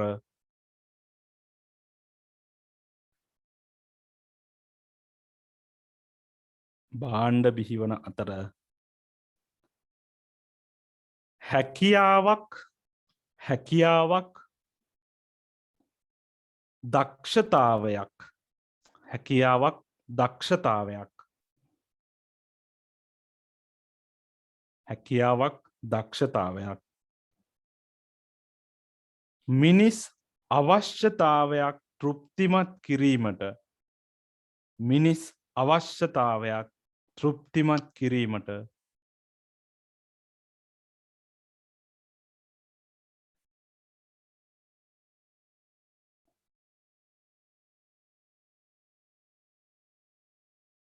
යොදා ගැනීම මගින් යොදා ගැනීම මගින් යොදා ගැනීම මගින් සේවා බිහිවේ යොදා ගැනීම මගින් සේවා බිහිවේ යොදා ගැනීම මගින් සේවා බිහිවේ හරි දර දැන් ළමයිට පැහැදිලි මොකක්ද මේ බාණ්ඩ හා සේවා කියන්නේ කියන කාරණේ පැහැදිලි. හරි. එතකොට ළමයි ඔයාලා මෙහෙම ලියාගෙන යනකොට සමහරලාට ඔයාලට සමහරට සිග්නල් ප්‍රශ්න වගේ වෙලා කැඩි කැඩි ඇහෙන්න පුළුවන්. සමහරට කියන එක ඇහෙන්නේ නැති වෙන්න පුළුවන්. එතකොට ඒ වගේ වෙලාවක මයික් එක ඔන් කරලා අහන්න. සර් අර කොටස ඇහුන්නේ නැහැ. එතකොට මම ආයේ කියන්න. ඒ වගේම තමයි මම පාඩම ඉවර වුණාම පාඩමට සම්බන්ධ වෙන්න බැරි වුණ ළමයිට ලින්ක් එක ලබා දෙනවා. හරිද? ලින්ක් එක මම නිකන් දාන්නේ නැහැ. ලින්ක් එක ඔයාලා මට කලින් එතකොට ඔයාලා WhatsApp එකට මැසේජ් එකක් දාලා අහන්න. එතකොට ඒ ළමයිට මම වෙන වෙනම තමයි ලින්ක් එක එවන්නේ. මොකද නැත්තම් ළමයි ලින්ක් එක බලාපොරොත්තු වෙන සජීවී පන්තියට සම්බන්ධ වෙන්නේ නැහැ. සමහර අවස්ථාවල මට ලින්ක් එක දෙන්න නොහැකි වෙන්නත් පුළුවන්. මොකද අපි අර ක්ලවුඩ් සර්විස් වල වෙනම මේක රෙකෝඩ් වෙන්නේ. එතකොට සමහර වෙලාවට ලින්ක් එක ගන්න බැරි වෙනවා. ඒක නිසා මේ අනිවාර්යයෙන්ම සජීවී පන්තියටම සම්බන්ධ වෙන සාධාරණ හේතුවක් මත අපිට වෙනවනේ විවිධ රාජකාරි වලට ළමයිට යන්න වෙනවා. එතකොට ඒ වගේ අවස්ථාවක ලින්ක් එක ඉල්ලන්න. හරි. ඒ වගේම කියන දෙයක් ඇහුන්නේ නැත්නම් මයික් එක ඔන් කරලා කිව්වට ප්‍රශ්නයක් නැහැ. ඒක බාධාවක් නෙමෙයි. හරි. ළමයි මයික් එක ඔන් කරන්න බයයි. ළමයි මෙතන ලොකු ප්‍රමාණයක් නැහැ. ඒක නිසා ඔයාලා මයික් ඔන් කරලා තිබ්බට කිසි ප්‍රශ්නයක් නැහැ. වටපිටාවේ බාධාවක් නැත්නම් ඔයාලට. සද්දයක් බද්දයක් නැත්නම් මයික් ඔන් කරලා තිබ්බට ප්‍රශ්නයක් නැහැ. ළමයි අපි රිසල්ට්ස් ආවිලා දැන් ටික දවසක් යනකොට කට්ටිය වැඩි වෙනකොට මම මයික් සම්බන්ධ කටයුතු කරන්න. ඒ වගේම තමයි ඔන්ලයින් මම අර කියවනේ වාණිජ යුතුයකම කියන අපි මේක හරහා කරන පන්තියේ ළමයි අනිත් පන්ති වලට සම්බන්ධ ඒ කියන්නේ මම ආයතන වල කරන පන්ති වල ඒවට සම්බන්ධ වෙන්න එපා. ඒ ළමයි මේ ඔන්ලයින් එකම සම්බන්ධ වෙන්න. හේතුව අපි මේක දිගටම කරගෙන යන පන්තිය අනිකුත් කරන ඔන්ලයින් ආයතන හරහා කරන තව ඔන්ලයින් පන්ති 3ක් තියෙනවා. එතකොට මේ ඒ පන්ති තුනට සම්බන්ධ වෙන්න එපා. මගේ ගෲප් වලින් එහෙම ලින්ක් වලින් සමහරට සම්බන්ධ වෙනවා. මොකද ඒවා පන්ති භෞතික පන්ති නතර වුණාම ඒ පන්ති නතර වෙනවා. එතන මේක විතරයි අපි දිගින් දිගටම කරගෙන යන පන්තිය. වාණිජ යුතුයකම කියන එක හරහා අපි ගොඩනගපු පන්තිය. ඒක නිසා ළමයි මේ ලින්ක් වලින් මාරු වෙලා ඒ ලින්ක් වලට ගිහිලා ආයතන වලට සම්බන්ධ වෙන්න එපා. මොකද ඒවා අපි ආයතන හරහා මෙහෙ වෙන්නේ. නිබන්ධන පවා ආයතන හරහා ගන්න ළමයි. එතකොට ඒවට සම්බන්ධ වුණොත් සමහරට ඒවා නතර වෙනවා. ඒවා ආයතන වල භෞතික පන්ති ආරම්භ වුවාම අපි ඒවා නතර කරනවා. නමුත් මේක අපි දිගටම කරගෙන යන පන්තියක්. ඒක නිසා එහෙම ලින්ක් මාරු කරගන්න එපා. ඒ වගේම ළමයි ගැටලු කිහිපයක් අහලා තිබුණා. දැන් සමහර ළමයිට තවත් නිබන්ධන ලබා ගන්න නැති ළමයි පිරිසක් ඉන්නවා නිබන්ධන ලබා ගන්න. හරිද? ඒතර ඔන්ලයින් මේ වාණිජ යුතුයකම හරහා එන කට්ටියට මම අනිවාර්යෙන් කුරියර් කරලා එවන්නේ. නිබන්ධන ලබාගත් ළමයිට තව දැනුම් දීමක් කරන්න තියෙනවා. නිබන්ධන ලබාගත් ළමයිට ලැබෙන්නේ නැති නිබන්ධනත් සමගම මේ 4 කලර් හෑන්ඩ් බිල් එකක් ලැබෙන්නේ නැති. මං ගාව හෑන්ඩ් බිල් එක ඇති. මෙන්න මේ වගේ හෑන්ඩ් බිල් එකක් ඔයාලට ලැබෙන්නේ නැති. එතකොට මේ හෑන්ඩ් බිල් එක දීලා තියෙන්නේ නිබන්ධනත් එක්ක ඔයාලට නෙමෙයි. ඔයාලා මේ පන්තිය හොඳයි කියලා හිතෙනවා නම් තව කෙනෙකුට ඔයාලා නිර්දේශ කරන්න කැමති නම් දැන් ඇති ඔයාලගේ යාළුවෝ සමහර විට අර ළඟදී රිසල්ට්ස් ආවට පස්සේ වාණිජ එහෙම නැත්නම් කොමර්ස් කරන්න තීරණය කරපු ළමයි. එතකොට මේ වගේ ඔයාලගේ යාළුවෝ ඉන්නවනම් යාළුවන්ට හෑන්ඩ් බිල දීලා ඔයාලා පුළුවන් නම් එයාලව පන්තියට සම්බන්ධ වෙලා බලන්න කියන්න. ඒක තියෙන්නේ හෑන්ඩ් බිලේ තියෙන්නේ අධ්‍යාපන කරුණක් නෙමෙයි මගේ පොඩි පම්පෝරියක් තමයි තියෙන්නේ. ඔයාලා දන්නවනේ සාමාන්‍යයෙන් අර අපි එහෙම දේවල් හදනවා. අපි ගැන අපි හැඳින්වීමක් තමයි කරලා තියෙන්නේ. ඒක නිසා ඔයාලා නිර්දේශ කරන්න කැමති නම් ඒ හෑන්ඩ් බිලක් ළමයෙකුට දීලා අපේ පන්ති වලට සම්බන්ධ වෙන්න කියලා කියන්නේ. හරි. එතකොට ඒ වගේම තමයි නිබන්ධන ලැබෙනකොට ඔයාලට ලැබෙන්නේ නැති කහ පාට මයින් ටෙස්ට් එකක් ඔයාලට ලැබෙන්නේ නැති කහ පාට කොලයක සමහර ළමයිට සුදු පාටලත් ලැබෙන්නේ නැති සමහර අනිත් ළමයිට කහ පාට මයින් ටෙස්ට් එකක් ලැබෙන්නේ නැති. එතකොට ඒ මයින් ටෙස්ට් එකේ අපි පළවෙනි පාඩම ඉවර වුණාට පස්සේ තමයි කරන්නේ. මොකද ඒකේ 8 වෙනි නිපුණතා මට්ටමට එනකන් ඒකේ ප්‍රශ්න තියෙනවා. පළවෙනි පාඩම ඉවර වෙලාට පස්සේ ඊළඟට අපි තව මයින් ටෙස්ට් 3ක් කරනවා. ඒතර ඒ විදිහට තමයි පාඩම යන්නේ. ඒ වගේම තමයි මම අර නිබන්ධන ලබා ගැනීමේ පිළිවෙලේදී කිව්වා සමහර ළමයිට තාමත් ඒ නිබන්ධන ලබා ගැනීමේ පිළිවෙල සම්බන්ධ පොඩි ගැටලු ප්‍රමාණයක් තියෙනවා. අපි අර මම ලබා දුන්න ගිණුම් අංක ලබා දුන්නා. ඒ වගේම ෆෝන් නම්බර ලබා දුන්නා. එතකොට ඒ කියපු ෆෝන් නම්බරයට තමයි ඔයාලා ස්ලිප් එකේ එවන්න ඕනේ. ඒ වගේම තමයි මට නිබන්ධනේ ලැබුණු වහාම ලැබුණා හෝ නොලැබුණා කියන එක කියන්න. දැන් එදා ආපු ළමයිට විවිධ දිනවල ලැබුණා නිබන්ධන. ඒතර මම මැසේජ් එකක් දාලා තිනවා මෙන්න මේ දින අතරතුර නිබන්ධන ලැබෙනවා කියලා. ලැබුණු වහාම ලැබුණා හෝ නොලැබුණා කියන එක දැනුම් දෙන්න. සමහර ළමයි ඒක අමතක වෙන්නේ නැති ඒක ප්‍රශ්නයක් නැහැ. නමුත් ඊළඟට ඒ කාරණේ අනිවාර්යයෙන්ම කරන්න. බොහෝ දුරට නිබන්ධන දින 2ක් ඇතුළත ලැබෙනවා. එතකොට ඒ විදිහට තමයි කරගෙන යන්නේ. නිබන්ධනේ ලැබුණු වහාම බලන්න පරීක්ෂා කරලා නිබන්ධනේ මුද්‍රණ දෝෂ තියෙනවද කියලා. ස්පීඩ් අඩු වෙලා තියෙන්න පුළුවන්. ඒ වගේ දේවල් තියෙනවද කියලා බලන්න. එකපාරක් චෙක් කරලා ඉවන්නේ. නමුත් සමහර අවස්ථාවල අපිට එහෙම වර්ධිනවා. ඒ වගේම තමයි නිබන්ධනයට හානි වීමක් සිදු වෙලා තිබුණොත් ඒ වගේ දේවල් තිබුණොත් එහෙම දැනුම් දෙන්න. මොකද කුරියර් ආයතනයට අපි වෙනම ගෙවීමක් කරලා මේවා නිබන්ධන කියලා දැනුම් දීලා යවන්නේ. අනික අර බබල්ස් කවර වල දාලා තියෙන හින්දා හානියක් වෙනව අඩුයි. නමුත් හානියක් වෙලා තියෙනවා නම් ඒක දැනුම් දෙන්න. එතකොට අපිට කුරියර් ආයතනයට දැනුම් දීලා ඒ සම්බන්ධව කටයුතු කරන්න පුළුවන්. ඉදිරියේදී හරි යවණේවේ ගුණාත්මක භාවයට හානි නොවන විදිහට. හරි. එතකොට මේ විදිහට නිබන්ධන ලබා නොගත් පිරිස් ලබා ගන්න අවශ්‍ය කට්ටිය ලබා ගන්න. ඒ වගේම තමයි අපි පාඩම මේ ආකාරයෙන් තමයි දිගටම කරගෙන යන්නේ. නිබන්ධනේ නැතුව ව්‍යාපාරඥය පාඩම කරගෙන යන්න අපහසුයි. මොකද ළමයෙකුට මම තියාගන්න කියලා තියෙන්නේ PDF එක මේ ටියුට් එකයි highlight එකයි පෑනයි තමයි ළඟ තියාගන්න අවශ්‍ය. ඒකට අපි ඒ විදිහට කරගෙන යන්නේ. විභාගේ ලඟ වෙනකොට පාඩම් 18යි, short notebook 18යි, mind test 50යි, unit test 18යි. මෙන්න මේ විදිහට තමයි අපි theory පන්තිය තුල පමණක් අපේ සැලැස්ම තියෙන්නේ. එතකොට මේ සැලසුම් එකකට එකක් බද්ධයි. ඒ වගේම තමයි තවත් වැදගත් කාරණයක් තියෙනවා ඔයාලට දැනුම් දෙන්න. Telegram හදා ගන්න ඕන ඔක්කොමලා. ළමයි මේ ටෙලිග්‍රෑම් කියන දෙයට ගොඩක් ළමයි බයයි. මොකද්ද මේ ටෙලිග්‍රෑම්? දැන් අර 2022 ළමයෙකුත් ඉන්නවා මම කොච්චර කිව්වත් ටෙලිග්‍රෑම් හදාගන්නේ නැහැ. ඊට පස්සේ මම ඒ ළමයාට පෞද්ගලිකවම කිව්වා මේ ටෙලිග්‍රෑම් හදාගන්න නැත්තේ අහනකොට ඒ ළමයා කියනවා මේ සර් ඒ ඇප් එක නිල් පාටයි. ඒ ඇප් එක අයිකන් එක මම ඒකට කැමති නැහැ. මම කිව්වා ඇප් එක නිල් පාට වුණාට කමක් නැහැ දාගන්නවා මේ ටෙලිග්‍රෑම් කියලා. මොකද අපේ ගොඩාක් මේ ටියුෂන් වල අපි පහසුකම් සලසන්නේ ටෙලිග්‍රෑම් හරහා. WhatsApp වල අපිට එච්චර පහසුකම් නැහැ. දැන් අර ක්වීස් මොඩ් එකේ ප්‍රශ්න දාන්නේ ටෙලිග්‍රෑම් වල. සමහර ළමයි සම්බන්ධ වෙලා ඉන්නවා. ඒක නිසා සම්බන්ධ වෙලා නැති ළමයි අනිවාර්යෙන් සම්බන්ධ වෙන්න. ටෙලිග්‍රෑම් හදාගන්න ඉදිරියේදී අපි මේ නොමිලේ කරන කොටස අවසන් වූ වහාම අපි ටෙලිග්‍රෑම් හරහා තමයි ගොඩක් ගනුදෙනු වෙන්නේ. ඒක නිසා ටෙලිග්‍රෑම් හදාගන්න ඒකල්ලා ඒ අපේ ගෲප් වලට ලින්ක් වෙන්න. WhatsApp වල අපි දැනට නම්බර් පොදුවේ දාලා තියෙනවා. WhatsApp වලට වඩා Telegram ගොඩක් ආරක්ෂිතයි. ඔයාලගේ නම හංගන්න පුළුවන්, හිටින් කරන්න පුළුවන්, ඔයාලගේ ටෙලිෆෝන් නම්බර් කාටවත් පෙන්වන්නේ නැහැ. ඒතර ඒකේ ආරක්ෂිත භාවයක් තියෙනවා. ඒ වගේම තමයි අපිට ටියුෂන් ගුරුවරු හැටියට අපිටත් ඒ තුල විශේෂ පහසුකම් තියෙනවා. ක්විස් මොඩ් එකෙන් ප්‍රශ්න දාන්න පුළුවන්. ඒක නිසා ඉදිරියේදී අනිවාර්යයෙන්ම Telegram හදාගන්න ඒක අත්‍යවශ්‍ය කාරණයක්. ඉදිරියේදී අපි අනිකුත් වැඩ පිළිවෙල ක්‍රියාත්මක වෙනකොට තව රිසල්ට්ස් ආවට පස්සේ කොමස් කරන එක තීරණය කරපු ළමයි එනකොට අපිට මේ වැඩ කටයුතු ටික කරගෙන යන්න පුළුවන්. ඒ වගේම තමයි නිබන්ධන ලබා ගත්තේ නැති ළමයි අදාළ පියවර ටික නිසියාකාරයෙන් සිදු කරලා නිබන්ධන ලබා ගන්න. නිබන්ධන සමග යනකොට ඔයාලට පහසුවක් වෙනවා. එතකොට මම මූලික හැඳින්වීමේදී කිව්වා නිබන්ධන කුරියර් කිරීම සඳහා කුරියර් ගාස්තුවත් අපි අය කරන්නේ නැහැ. පන්ති ගාස්තුව පමණයි අය කරන්නේ. ඒ සඳහා ඔයාලා පන්ති ගාස්තු ගෙවූ ස්ලිප් එක අර මම පළවෙනි දවසේ දක්වපු පිළිවෙලට දාපුම හරි. හරි. එතකොට ඔය තමයි ඔයාලට දෙන්න තිබ දැනුම් දීම් ටික අපි ඒ විදිහට පාඩම කරගෙන යනවා. හරි. එතකොට අපි බලමු භාණ්ඩ හා සේවා කියන එක අපි ඔන්න ඔය විදිහට පැහැදිලි කරගත්තා. කොහොමද? භෞතික නිෂ්පාදිතයක්. එහෙම නැත්නම් අමුද්‍රව්‍යයක් යොදාගෙන භෞතික දෙයක් බිහි කරනවා නම් ඒකට මොකද්ද කිව්වේ ළමයි අපි? භාණ්ඩයක්. ඒ වගේම තමයි පුද්ගලයෙකුගේ හැකියාව සහ දක්ෂතාවයන් යොදා ගන්නවා නම් මිනිස්සුන්ගේ අවශ්‍යතා හා වමනා සපුරාලන්න අපි ඒකට කියනවා මොකද්ද? සේවාවක්. උදාහරණයක් ගන්න. විභාගෙට මේ කරුණු එක එක විදිහට අහලා තියෙනවා. භාණ්ඩ සේවා කියන්නේ මොනවද? නිෂ්පාදිත කියන්නේ මොනවද? මේවා අතර තියෙන වෙනස්කම් මොනවද? මේ ආදී වශයෙන් විවිධ විදිහට අපෙන් අහලා තියෙනවා. හරි.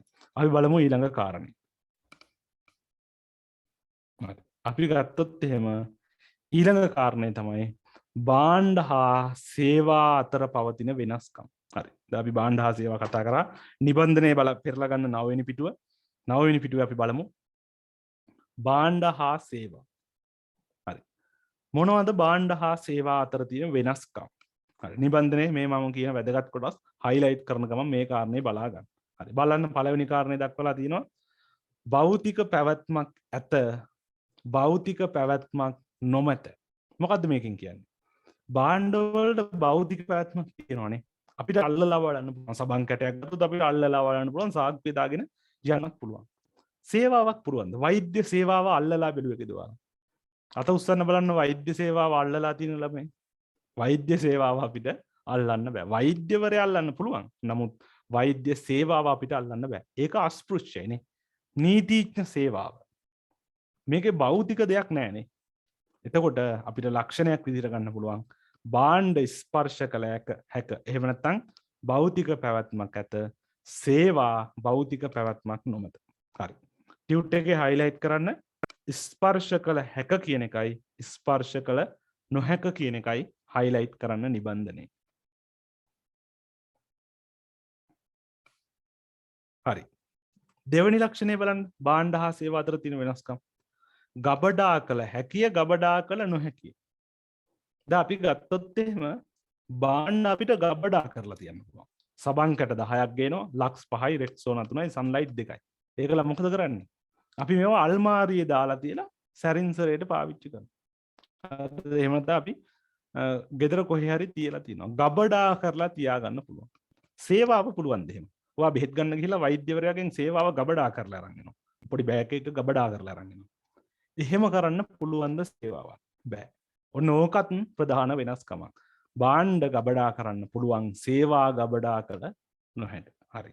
ඒකේ highlight කරන්න ගබඩා කළ හැකිය ගබඩා කළ නොහැකිය කියන සම්පූර්ණ ඡේද දෙකම එකේ highlight කරන්න. හරි.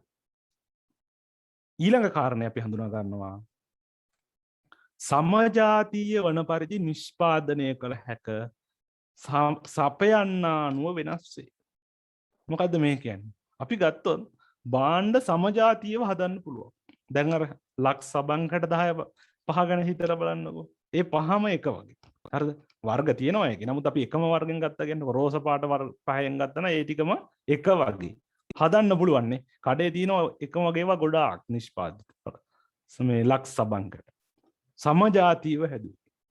හැබැයි සේවා එහෙමද? නෑ. සේවා වෙනස් වෙනවා. විටින් විට වෙනස් වෙනවා. සපයන පුද්ගලයා අනුව වෙනස් වෙනවා.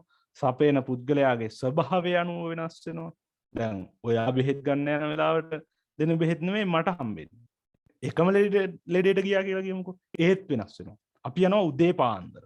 වෛද්‍යවරයා ඇවිල්ලා ඉන්නේ උදේ පාන්දර ෆ්‍රෙෂ් පිට ඇවිල්ලා මම අද හොඳට සර්විස් එක දෙනවා මගේ කස්ටමර්ස්ලාට කියලා ඇවිල්ලා වෛද්‍යවරයා ඉතාම හොඳ සේවාවක් ලබා දෙනවා. ඒ ලෙඩේටම බෙහෙත් ගන්න තව පුද්ගලෙක් යනවා හවස. හවස ගෙදර යද්දි වෛද්‍යවරයා නෝනත් එක්ක රණ්ඩු වෙලා පොඩි ප්‍රශ්නයක් ඇති වෙලා තමයි අර තමන් ප්‍රයිවට් කරන තැනට ඇවිල්ලා තියෙන්නේ. දැන් දෙන සේවාව කොහොමද? අර නෝනා බැනපුවත් යන්නේ කාගේ පිටින්ද? අර බෙහෙත් ගන්න ආපු එක පිටින් තමයි යන්නේ. සේවාව වෙනස් වෙනවනේ. ඔහු ඉන්න අවස්ථාව අනුව වෙනස් වෙනවා. සමජාතීය නෑ කිසිසේත්ම එක රෝගියෙකුට දුන්න විදිහට නෙමෙයි තව රෝගියෙකුට හම්බෙන්නේ. වෙනස් වෙනවා. සේවාව එකකට එකක් වෙනස්. අවස්ථාව අනුව වෙනස් වෙනවා. ඔහුගේ ස්වභාවය අනුව වෙනස් වෙනවා. නමුත් භාණ්ඩ එහෙමද නෑ. භාණ්ඩ මම මෙහෙන් ගත්තත් ලක්ෂ බංගටේ ඒ විදිහමයි. ඔයා ඔහෙන් ගත්තත් ඒක ඒ විදිහමයි.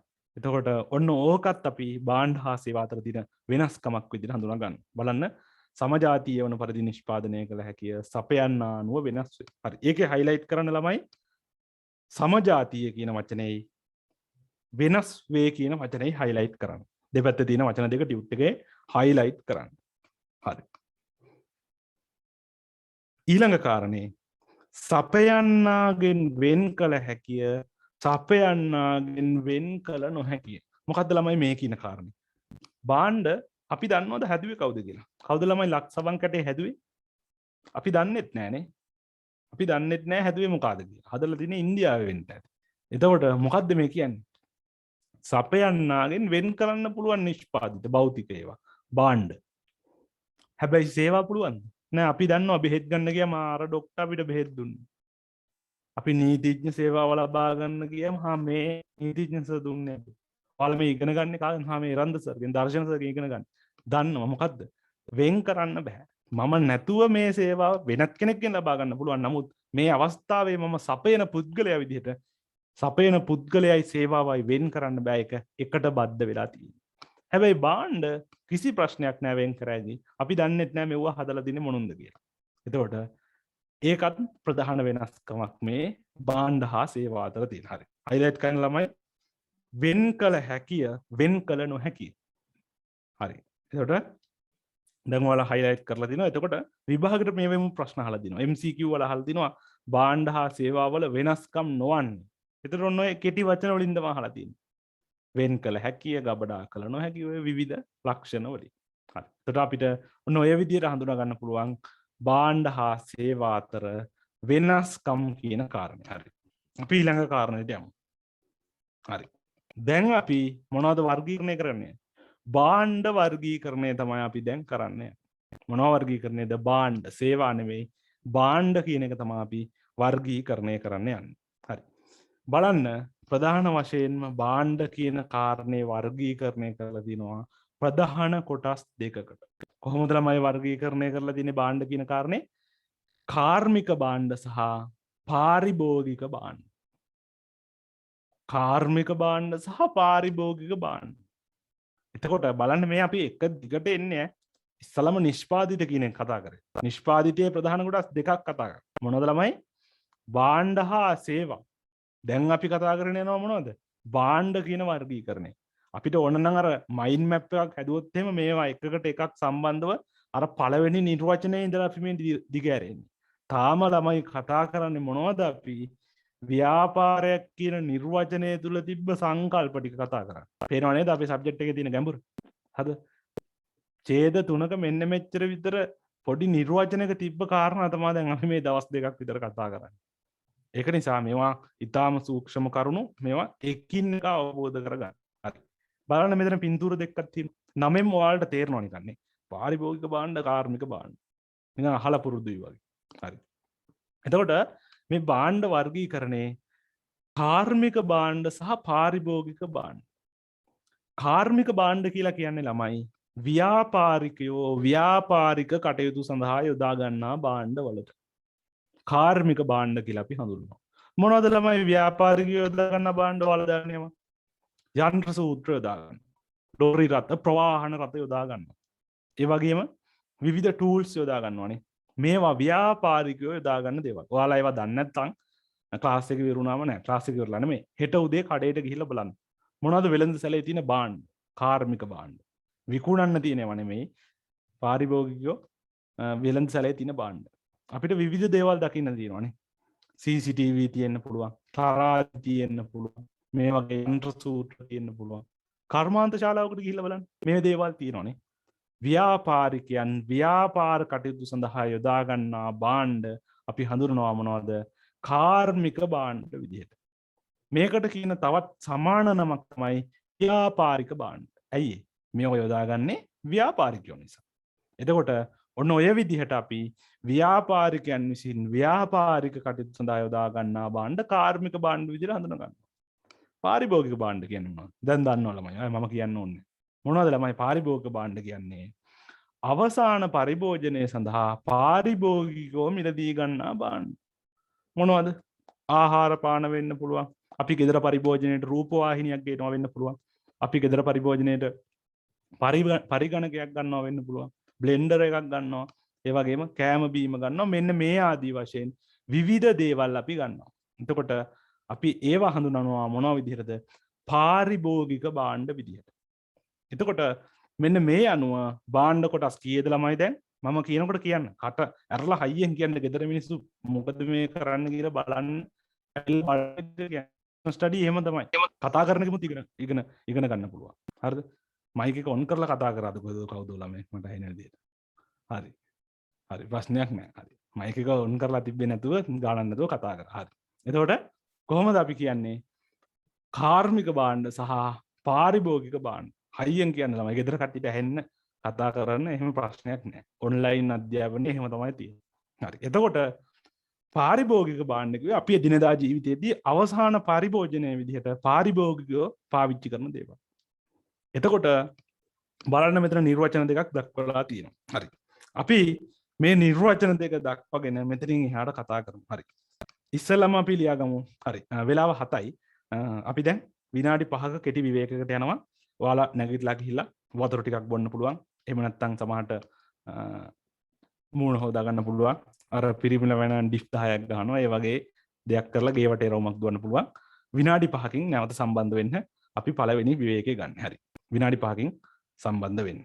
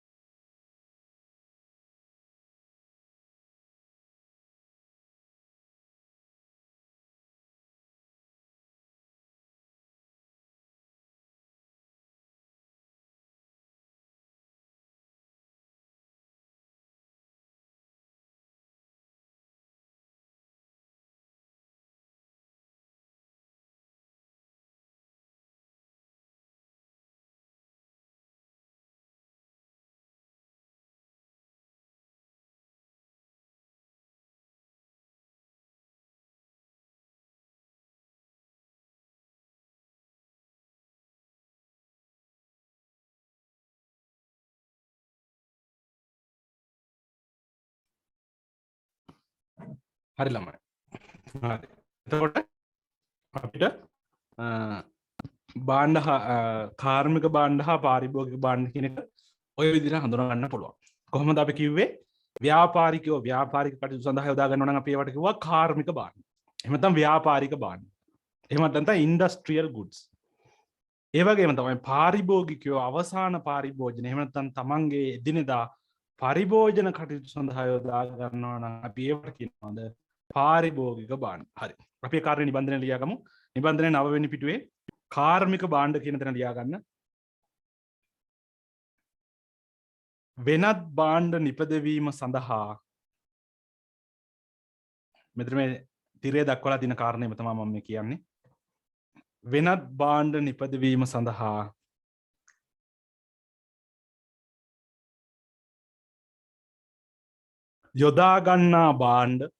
යොදා ගන්නා බාණ්ඩ කාර්මික බාණ්ඩ වේ.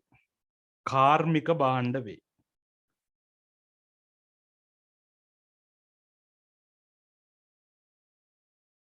කාර්මික බාණ්ඩ වේ.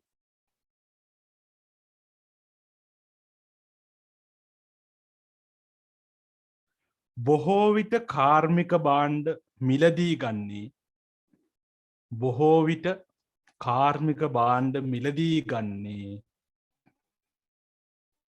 බොහෝ විට කාර්මික බාණ්ඩ මිලදී ගන්නේ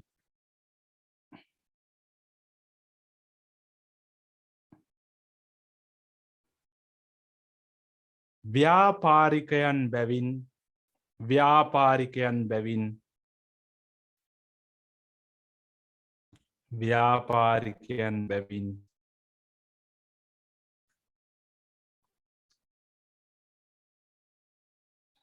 මේවා ව්‍යාපාරික බාණ්ඩ යන නමින්ද හඳුන්වයි. මේවා ව්‍යාපාරික බාණ්ඩ යන නමින්ද හඳුන්වයි.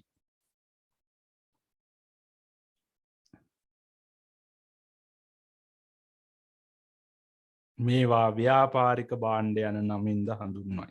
හරි.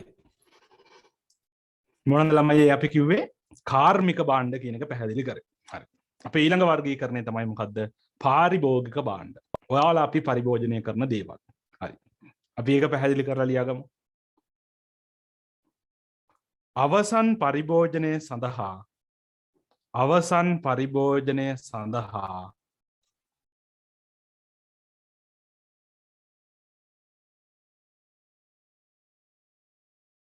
අවසන් පරිභෝජනය සඳහා පාරිභෝගිකයන් මිලදී ගන්නා භාණ්ඩය පාරිභෝගිකයින් මිලදී ගන්නා භාණ්ඩය පාරිභෝගිකයන් මිලදී ගන්නා භාණ්ඩය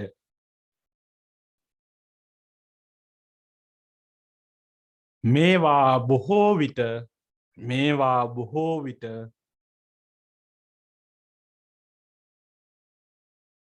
පරිභෝජනයෙන් අවසන් වේ.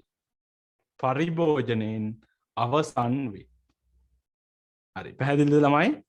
හරි මේවා ඔයාලා ලියනකොට මේක හිත හිතාම ලියා ගන්න. නිකන් මම කියන එක ඔයාලගේ කන් වලට ඇහෙනවා. ඔයාලා දන්නේ නැතුව අතින් තියනවා වගේ නෙමෙයි. හිත හිතා ලියන්නේ. පරිභෝජනයත් එක්ක ඉවර වෙනවලු මේවා.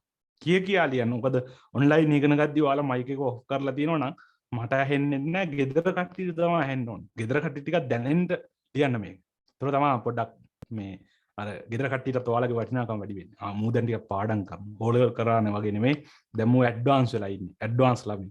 ඇඩ්වාන්ස් ලෙවල් කරන ළමයි. ඒක නිසා මේ ඒක පොඩ්ඩක් දැනෙන්න අරින්න. හරිද? ඒක නිසා පොඩ්ඩක් එහෙම පාඩම් කරන්න. හිතාමත. උත්තරයක් හදි හයියෙන් කියන්න. එතකොට ඔයාලට ඒක හොඳයි. හරි. ඔන්ලයින් අධ්‍යාපනය එහෙම තමයි අපි කරගෙන යන්නේ. හරි. අපි බලමු ඊළඟ කාරණේ. හරි. දැන් අපි වර්ග කරේ භාණ්ඩනේ ප්‍රධාන කොටස් දෙකකට. කොහොමද වර්ග කරේ? පාරිභෝගික භාණ්ඩ හා කාර්මික භාණ්ඩ. මෙතන මොකද්ද මේ දක්වලා තියෙන්නේ? පාරිභෝගික භාණ්ඩ වර්ගීකරණය. නිබන්ධනෙත් 9 වෙනි පිටුවේ දක්වලා තියෙනවා. 9 වෙනි පිටුවේ යටම. පාරිභෝගික භාණ්ඩ අපි නැවත බෙදලා දිනවා කොටස් ගණනාවකට. ප්‍රධාන කොටස් දෙකකට බෙදලා තිනවා ආය ඒ යටතේ විවිධ කොටස් බෙදලා තියෙනවා.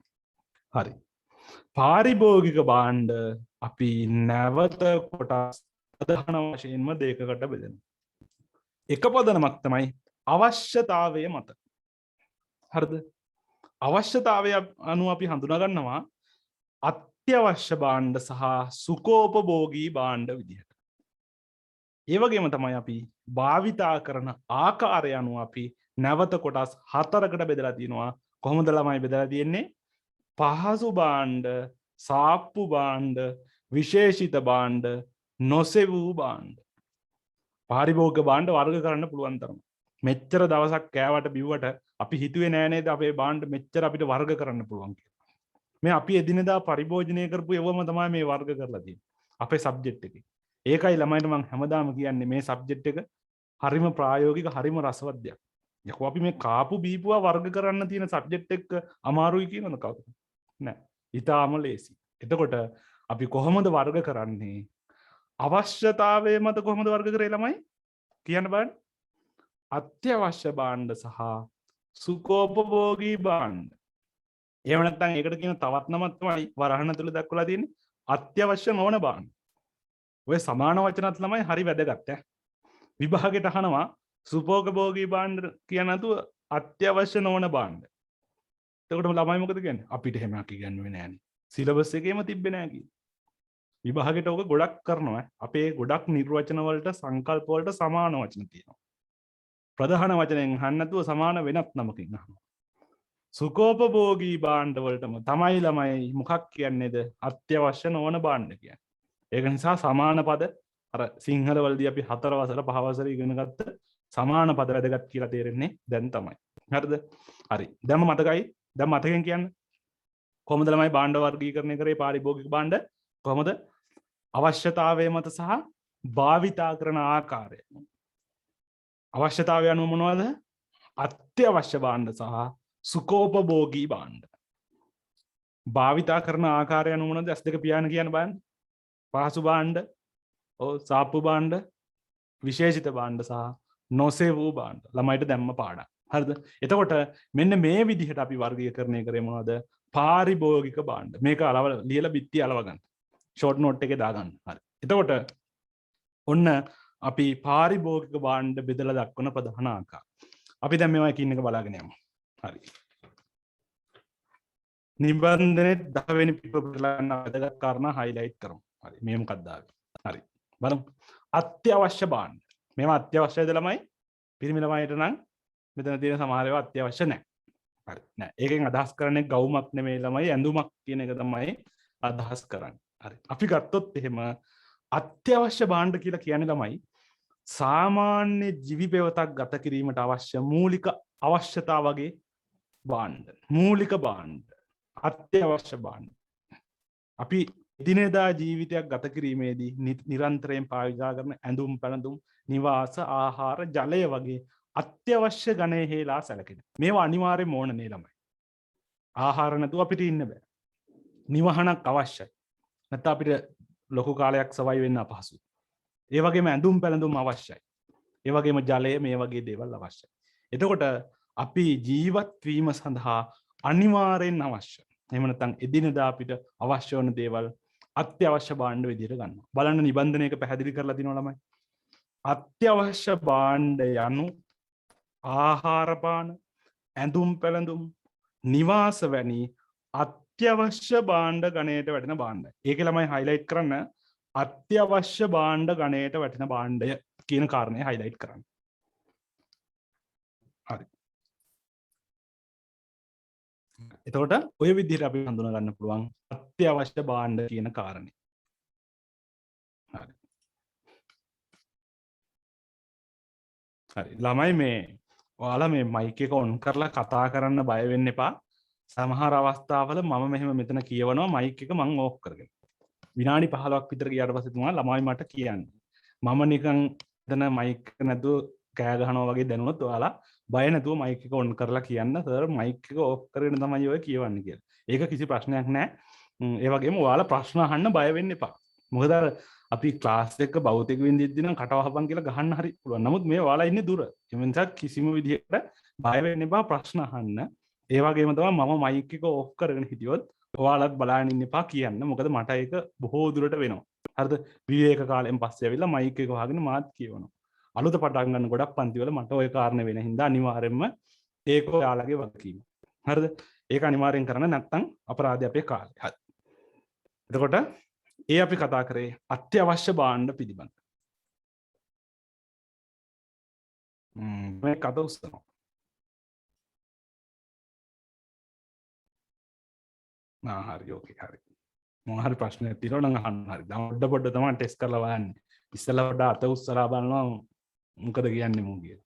හරිද? එහෙම ටික තමයි ළමයි මේ වෙන්නේ අවසානයේදී මට පන්තිය කරන්නත් බැරි වෙන ළමයි ප්‍රශ්න අහයි මේවා කරයි. එහෙම තමයි වෙන්න ඕනේ. ටික ටික ඔයාලා බය වෙන්න එපා ප්‍රශ්න අහන්න. ළමයි ප්‍රමාණය ටික ටික වැඩි වෙනකොට මම කියනවා. ප්‍රශ්න දිනකොට මේ වෙලාවේ විතරක් අහන්න. ඒකට ඒක දැන් ප්‍රශ්නයක් නෑ. ඒවා අහන්න. වැදගත්ම දෙයක් තිබ්බොත් කියන්නේ. ඒ වගේම මගේ අතින් වැරද්දක් වුණොත් එහෙම මම අත්‍යවශ්‍ය භාණ්ඩ කියන එකට සුඛෝපභෝගී භාණ්ඩ නිර්වචනය කිව්වොත් එහෙම කියන්න. අනිවාර්යෙන් නැත්තම් මම මේවා YouTube වල දානවා, channel වල දානවා. පස්සේ මට ප්‍රශ්න වෙයි. එහෙම වැරදි නේම හැම තිබ්බොත් ළමයි පෙන්නලා දෙන එක ඔයාලගේ වගකීම. හරි. ගුරුන්ටත් අකුරු වරදි. හරි. එතකොට ඒ විදිහට අපි හඳුනා ගන්නවා අත්‍යවශ්‍ය භාණ්ඩ. ඊළඟ භාණ්ඩ වර්ගය මොකද්ද ළමයි? සුඛෝපභෝගී භාණ්ඩ. හරි. බලන්න මෙන්න දක්වලා තියෙනවා. මොනවද මේ තියෙන්නේ? සුඛෝපභෝගී භාණ්ඩ. සුඛෝපභෝගී භාණ්ඩ කියලා කියන්නේ තමයි සාමාන්‍ය දිවි පෙවතක් ගත කිරීමට අවශ්‍ය නැහැ. නමුත් සුඛෝපභෝගී ජීවිතයක් ගත කිරීමට අවශ්‍ය දේවල්. ලක්සරි ගුඩ්ස්. ඕනම කෙනෙක්ගේ හිණියා තමයි හොඳ වාහනයක් නේ. ඒ වගේම සුඛෝපභෝගී දිවි පෙවතක් ගත කිරීම. ලොකු මන්දිරයක ජීවත් වීම. හරිද? ස්විමින් පූල් එකට බැහැලා යාළුවොත් එක්ක එහෙම ඉන්න ඒ තමන්ගේ ලක්සරි ජීවිතයට කැමතිනේ. හැබැයි මේවා අත්‍යවශ්‍යයිද ළමයි? දැන් මේ අද කවුරුත් අපිට මේවා තිබ්බේ නැහැ කියලා ජීවත් වෙන්න බැරිද? නෑ. මේවා අපිට ජීවත් වීම සඳහා අත්‍යවශ්‍ය නෑ. හැබැයි අපිට සුඛෝපභෝගී විදිහට ජීවත් වෙන්න නම් අපිට මේවා අවශ්‍යයිනේ. යාන වාහන මිලාදික යාන වාහන මිලාදික පරිගණක මේ full HD digital TV එක ඕකේ බැලුවත් TV එකයි අර කළු සුදු එකේ බැලුවත් ප්‍රවෘත්ති බැලුවකනේ. හැබැයි සුඛෝපභෝගී විදිහට බලන්න නම් අඟල් 85 බිම ඉඳලා බීත්තිය උඩට තියෙන උස ඒක බලන්න. හරිද? මේවා තමයි මිනිස්සු බලාපොරොත්තු වෙන්නේ අනාගතයේදී. එතකොට මෙන්න මේවට අපි කියනවා සුඛෝපභෝගී භාණ්ඩ. බලන්න ටියුට් එකේ ළමයි එක නිර්වචනය කරලා තියෙනවා. ඔන්න අහගන්න. ජීවත් වීමට අනිවාර්යයෙන්ම අවශ්‍ය නොවන ක්‍රීඩාගාර, රූපවාහිනී යන්ත්‍ර, යාන වාහන, පිහිනුම් තටාක වැනි දේ සුඛෝපභෝගී භාණ්ඩ ගණයට අයත් වේ.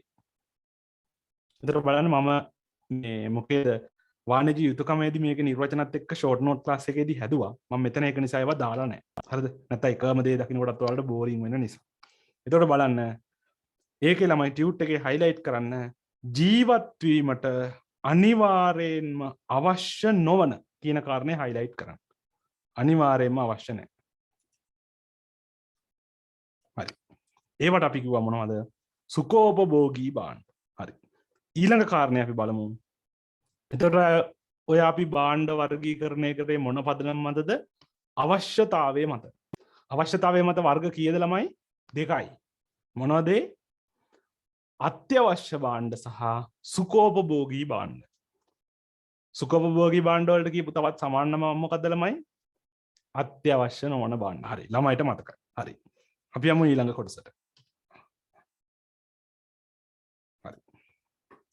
ඊළඟ වර්ගීකරණය තමයි අපි කතා කරන්නේ භාවිතා කරන ආකාරය අනුව අපි කොටස් 4ක් හඳුනාගත්තා. ඒ යටතේ තිබ්බ පළවෙනිම භාණ්ඩ වර්ගය තමයි මොකක්ද ළමයි? පහසු භාණ්ඩ. පහසු භාණ්ඩ නම එහෙම තියෙනවා. convenience good. එහෙම නැත්නම් පහසු භාණ්ඩ. මේවා තමයි ළමයි මේ භාණ්ඩ වර්ගීකරණයේදී මේ කොටස් 4කට අපි භාණ්ඩ බෙදන්නේ. මෙන්න මේ භාණ්ඩ අපි ජීවිතයේදී එදිනෙදා පාවිච්චි කරනවා. විශාල සැලකිල්ලක් දක්වන්නේ නැහැ. එදිනෙදා නිරන්තරයෙන් මිලදී ගන්නවා. අපි මාසයක් ගත්තොත් කිහිප වතාවක් බොහෝ දුරට මේ වගේ දේවල් මිලදී ගන්නවා. අපි ඔයාලා මොනවද දන්නවද මේ පහසු භාණ්ඩ කියන්නේ ළමයි? අර අම්මා ඔයාලා එලවන්නේ කඩේ ගිහින් වරින් කියලා එලවන්නේ. එතකොට ඔයාලා ගිහිල්ලා ගේන්නේ ඔන්න ඔය පහසු භාණ්ඩ. සීනිගේ එන්න යනවා, පාන් ගේන්න යනවා, සබන් ඉවරයි, සබන් කෑල්ලක් කරන් වරින් කියලා යනවා. අපි එදිනෙදා නිරන්තරයෙන් මිලදී ගන්නා භාණ්ඩ. අපි මේවට කියනවා පහසු භාණ්ඩ කියලා. එතකොට ළමයි අපි මේවේ ලක්ෂණේ කොහොමද මේක පහසු භාණ්ඩයක් කියලා අපි හඳුනාගන්නේ? අපි පහසු භාණ්ඩයක් කියලා හඳුනාගන්නේ මේක මේ පාන්, සබන්, දන්තාලේප කියලා නෙමෙයි අපි හඳුනාගන්නේ. ලක්ෂණයෙන් මොකද්ද? අපි එදිනෙදා මිලදී ගන්නවා වැඩි සැලකිල්ලක් දක්වන්නේ නැහැ. උදාහරණයක් විදිහට හිතන්නකෝ. අම්මා ගේන්න කියනවා සබන් කෑල්ල. යනකොට ගේන්න කියන්නේ ලක්ස්, කඩේ ලක්ස් නැහැ. කඩේ ලක්ස් සබන් නැහැ කියලා මුදලාලිටත් ගහලා මට ලක්ස් නැත්තම් කියලා ඔයාලා ගොඩාක් පසුතැවෙනවද නැහනේ. ලක්ස් නැත්තම් රෙක්සෝනා කැටයක් දෙන්න. ලයිට් බෝයි කැටයක් දෙන්න කියලා ලයිට් අරන් එනවා. ලොකු සැලකිල්ලක් දක්වන්නේ නැහනේ. එදිනෙදා නිරන්තරයෙන් මිලදී ගන්නවා. ඔයා යනවා දන්තාලේපයක් කරන් එන්න. ක්ලෝගාඩ් එකක් ගේන්න කියන්නේ. හැබැයි ක්ලෝගාඩ් නැහැ තියෙන්නේ මොනවද? සිග්නල්. ඔයා ඒක අරන් එනවා බොහෝ දුරට නේ. ලොකු සැලකිල්ලක් දක්වන්නේ නැහැ. ඒක නැත්තම් මේක දෙන්න. එහෙම නැත්තම් කඩේ ඉස්සරහා මුදලාලිට සද්දයක් දාලා එහෙම මොනවත් කරන්නේ නැහැ. ලොකු සැලකිල්ලක් දක්වන්නේ නැහැ. එදිනෙදා අපි මිලදී ගන්නා භාණ්ඩ වලට පහසු භාණ්ඩ කියනවා. බලන්න ළමයි ටියුට් එකේ නිර්වචනය කරලා තියෙන විදිහ. පාරිභෝගිකයන් විසින් නිරන්තරයෙන් මිලදී ගන්නා අතර මේ සඳහා විශාල සැලකිල්ලක් නොදක්වයි. පාන්, සබන්, සහල්, දන්තාලේප, පුවත්පත් ආදිය මේ සඳහා නිදසුන් වේ. හරි. ඒක ළමයි හයිලයිට් කරන්න. නිරන්තරයෙන් මිලදී ගන්නා කියන කාරණේයි ඊට පස්සේ තියෙනවා විශාල සැලකිල්ලක් නොදක්වයි. ඔන්න ඔය කොටස් දෙක වෙන වෙනම හයිලයිට් කරන්න. නිරන්තරයෙන් මිලදී ගන්නා කියන කාරණේයි විශාල සැලකිල්ලක් නොදක්වයි කියන කාරණෙත් හයිලයිට් කරන්න. හරි. ඔය අපි ඉගෙන ගත්තේ භාවිතා කරන ආකාරය අනුව පළමු භාණ්ඩ වර්ගීකරණය. හරි. පහසු භාණ්ඩ. හරි. ඊළඟ භාණ්ඩ වර්ගය මොනවද ළමයි මේ? සාප්පු භාණ්ඩ. shopping goods. හරි. ඔයාලට දැන් මේ හතරේ වෙනස පැහැදිලි වෙන්න ඕන. පහසු භාණ්ඩ, සාප්පු භාණ්ඩ, විශේෂිත භාණ්ඩ සහ නොසෙවූ භාණ්ඩ එකිනෙකට වෙනස් වෙන ලක්ෂණ හඳුනා ගන්න ඕන. පහසු භාණ්ඩ හඳුනාගත්තේ කොහොමද ළමයි? මේවා නිරන්තරයෙන් මිලදී ගන්න. වැඩි සැලකිල්ලක් දක්වන්නේ නැතුව මිලදී ගන්න භාණ්ඩ. හරි. සාප්පු භාණ්ඩ කියලා කියන්නේ ළමයි. ඔයාලා දන්නවා. ඔයාලා අර shopping කරන්න යනවා. අපි shopping යනවා. අපි ගිහිල්ලා වෙළඳ සැල් වලින් අවුරුද්දට රෙදි ගන්න යන්නේ. shopping කරන්න. එතකොට මෙන්න මේ විදිහට ගන්නේව තමයි අපි මේ පහසු සාප්පු භාණ්ඩ කියලා කියන්නේ ළමයි. උදාහරණ විදිහට මේවා අපි නිරන්තරයෙන් මිලදී ගන්නේ නැහැ. උදේ හවා දෛනිකව මිලදී ගන්න නැහැ. සමහරලාට සීනි ගේන්න 3 පාරක් කඩේ ගිහිල්ලා තියෙනවා. හැබැයි මේ සාප්පු භාණ්ඩ එහෙම නැහැ. අපි යම් කිසි කාලයකට වතාවක් තමයි ගන්න. සමහරට අවුරුද්දට දෙපාරයි. එහෙම නැත්නම් අවුරුද්දට එක පාරයි. උදාහරණ විදිහට හිතන්නකෝ ඇඳුම්. අවුරුද්දට ඇඳුම් ගන්නවා. හරිද? ගෑන් ළමයි එහෙමනම් සාප්පු 5-6කට ගිහිල්ලා රෙදි 1500ක් විතර බලලා 600ක් විතර ඇඳලා බලලා අන්තිමට එකක් අරන් එනවා. සාප්පු භාණ්ඩ. ඒ ගන්නකොට ළමයි ඔයාලා අර කඩෙන් පාන් ගේනවා වගේ ගත්තද ඒක? දැන් පාන් රත්තරක් කියලා මුදලාලි දුන්නා. ගෙදර ඇවිල්ලා තමයි මොකද්ද දුන්නේ කියලා බලන්නේ. හැබැයි සාප්පු භාණ්ඩ එහෙම ගන්න නැහැ. ඔයා මොකද කරන්නේ? මේක සංසන්දනය කරලා බලනවා. බ්‍රෑන්ඩ් එක හොඳයිද? මැටීරියල් එක අවුල්ද? හරිද? ඒ වගේම අනිත් භාණ්ඩත් එක්ක සංසන්දනය කරනවා. සමාන භාණ්ඩවල මිල ගුණය වගේ දේවල් සසඳලා බලලා තමයි ගන්න. ඔයා සපත්තු දෙයක් ගන්න යනවා. සෙරප්පු දෙයක් ගන්න යනවා. ඔයා සපත්තු දෙක නිකන් මුදලාලි දුන්න දෙක අරගෙන එන්නේ නැහැ. ඔයා බලනවා මේක කොහොමද? මේක ස්ටයිල් එක හොඳයිද?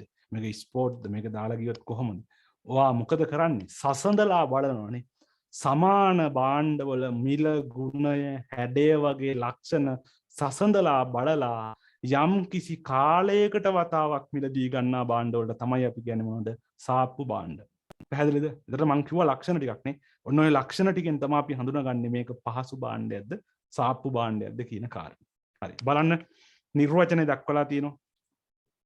සාප්පු භාණ්ඩ කියන එකට ටියුට් එකේ සමාන භාණ්ඩවල මිල ගුණය යෝග්‍යතාවය වැනි ලක්ෂණ සසඳා බලා මිලට ගනු ලබන භාණ්ඩ සාප්පු භාණ්ඩ ලෙස හැඳින්වේ.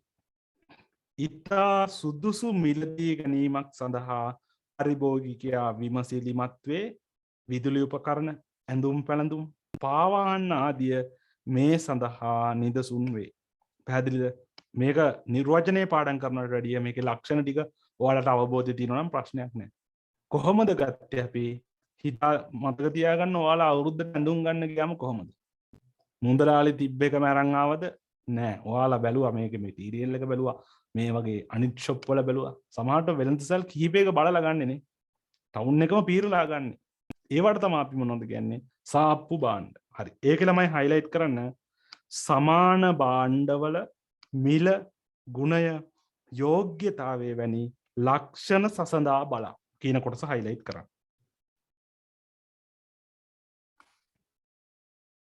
හරි. ඒතර මේ පින්තූරත් එක්කම ඔයාලා මතක තියාගන්න. එතකොට ඔයාලට පුළුවන්. හරි. ඊළඟ කාරණේ. මේ මොනවද තියෙන්නේ? හරි. අපි ගත්තොත් එහෙම විශේෂ භාණ්ඩ. Special goods. මොනවද විශේෂිත භාණ්ඩ කියලා කියන්නේ? විශේෂිත භාණ්ඩ කියලා කියන්නේ ළමයි මේ භාණ්ඩ මිලදී ගන්න විශේෂ ආයාසයක් දක්වනවා. විශාල ආයාසයක් දක්වනවා. ඒ වගේම තමයි මේ භාණ්ඩ පාරිභෝගිකයෙකුට තමන්ගේ ජීවිත කාලය තුල මිලදී ගන්න වෙන්නේ ඊටාම සීමිත වාර ගණනක්. ඒ වගේම තමයි ඒ කියන භාණ්ඩයේ පරිභෝජනයෙන්ම තමයි මේ පාරිභෝගිකයා තෘප්තිමත් වෙන්නේ. අපිට උදාහරණ විදිහට ගන්න පුළුවන් මිලාදික මෝටර රථ, මිලාදික ස්වර්ණාභරණ, වෛද්‍ය නිර්දේශය සහිත ඖෂධ, මිලාදික පරිගණක, මෙන්න මේ වගේ ඒවා. මේව ළමයි ගන්නවද සාමාන්‍යයෙන් මාස්පතා? කොයි බලන්න ගිය මාසේ ලැම්බෝගිනියක් පාවිච්චි කරලා මේ මාසේ ෆෙරාරියක් පදින කෙනෙක් නෑ. අපි එහෙම පාවිච්චි කරන්නේ නෑනේ. මේවා අපේ සිහිනයක්. අපිට මේවා මිලදී ගන්න වෙන්නේ ජීවිතයේ බොහෝ දුරට එක වතාවයි දෙවතාවයි. ඉතා සීමිත වාර ගණනක් නේ. අපි උසස් පෙළ ඉගෙනගෙන විශ්වවිද්‍යාලය ගිහිල්ලා රැකියාවට ගිහිල්ලා අපේ සිහින වාහනයක් ඇති. හරිද? තව කෙනෙක් ව්‍යාපාරයක් කරලා මම සාර්ථක කළා මෙන්න මේ වාහනේ ගන්නවා. විශේෂිත භාණ්ඩ. එතකොට මේවේ තියෙන ලක්ෂණය මොකක්ද ළමයි? දැන් බලන්න අපි කතා කරගෙන ආපු භාණ්ඩ ටික. පහසු භාණ්ඩ අපි වැඩි සැලකිල්ලක් දක්වන්නේ නැහැ. එදිනෙදා ඔහේ මිලදී ගන්නවා. සාප්පු භාණ්ඩ අපි යම් කාලයකට වතාවක් මිලදී ගන්නේ. සමාන භාණ්ඩවල මිල, ගුණය, හැඩය ආදී ලක්ෂණ සසඳා බලලා ගන්නවා. විශේෂිත භාණ්ඩ කිව්වේ මොනවද ළමයි? මේවා තමයි පාරිභෝගිකයා අදාළ කියන භාණ්ඩයේ පරිභෝජනයෙන්ම පමණයි තෘප්තිමත් වෙන්නේ. ඒ වගේම තමයි මේවා ජීවිත කාලය තුල ඉතාම සීමිත වාර ගණනක් තමයි මිලදී ගන්න. අවස්ථා 1යි 2යි 3යි කිහිපයයි මිලදී ගන්න. සමහර විට එක් අවස්ථාවක ජීවිතයට මිලදී යන්න තියෙනවා. එතකොට මෙන්න මේ කියන වර්ගයේ භාණ්ඩ අපි විශේෂිත භාණ්ඩ කියනවා. දැන් මෙතන මිලාදික ස්වර්ණාභරණ හරි ඒක අපිට ප්‍රශ්නේ නැහැ. මොනවාටත් අපිට එහෙමයි ඔයාලට මේ කියන ලක්ෂණෙත් එක්ක පැහැදිලි. මිලාදික පරිගණක රූපවාහිනී වගේ දේවලුත් එහෙමයි. වෛද්‍ය නිර්දේශය සහිත බෙහෙත් කියන්නේ මේකේ තියෙන ලක්ෂණය තමයි ළමයි දැන් හිතාගන්න පිළිකා රෝගියෙකුට දෙන ඖෂධයක්. අපි තුමු වෛද්‍යවරයෙක් නිර්දේශ කරනවා මෙන්න මේ බෙහෙත. එතකොට ළමයි ඒකට විකල්ප නැහැ. ඒ වගේම තමයි ඒ බෙහෙතෙන්ම තමයි පාරිභෝගිකයා ඒ රෝගියා තෘප්තිමත් වෙන්නේ නේ. ඒ බෙහෙත ඕනේ නැහැ. පැන්ඩෝල් බොනවා කියන්න බෑනේ. පැනඩෝල් බිව්වට ඒ ලෙඩේට ඒක බලපාන්නේ නැහැ. එතකොට වෛද්‍ය නිර්දේශ සහිත විශේෂ බෙහෙතක් කියන්නේත් මොකක්ද? ඒකත් මේ විශේෂිත භාණ්ඩයක්. ඇයි අර විශේෂිත භාණ්ඩ හඳුනාගත්ත ලක්ෂණ ඒකේ තියෙනවනේ. අදාළ පුද්ගලයා තෘප්තිමත් වෙන්නේ ඒ බෙහෙත බීපු එකෙන් විතරයි. විභාගයට ළමයිව පටලනවා. හරිද? එක අවුරුද්දක තිබුණා පැනඩෝල් කියන එක. පැනඩෝල් කියන එක පහසු භාණ්ඩයක් ළමයි. ඇයි? අපි එදිනෙදා නිරන්තරයෙන් ගන්නවා. ඊළඟ අවුරුද්දේ පේපර් එකේ තිබ්බේ මොකද්ද? වෛද්‍ය නිර්දේශය සහිත ඖෂධ.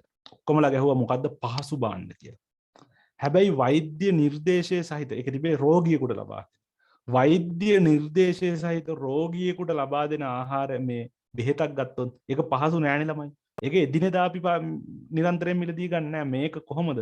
වෛද්‍ය නිර්දේශය මත මේක විශේෂිත භාණ්ඩයක්. අදාළ කියන දේම තමයි අපි තෘප්තිමත් වෙන්නේ. ඒක නිසා අපි මේ භාණ්ඩවල දැක්ක පළියට නමින් වර්ග කරනවට වැඩිය මේ මම කියපු ලක්ෂණ අනුව තමයි අපි මේවා වර්ගීකරණය කරන්න පෙළඹෙන්න ඕන.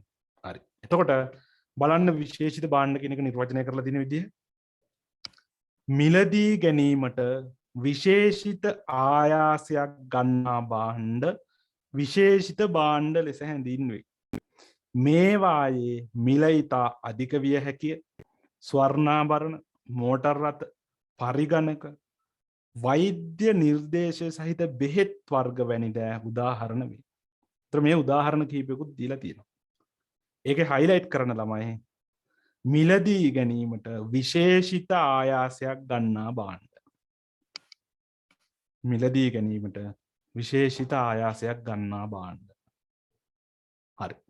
ඔන්න අපි දැන් භාවිතා කරන ආකාරය අනුව කොටස් 3ක් ඉගෙනගෙන ඉවරයි ළමයි.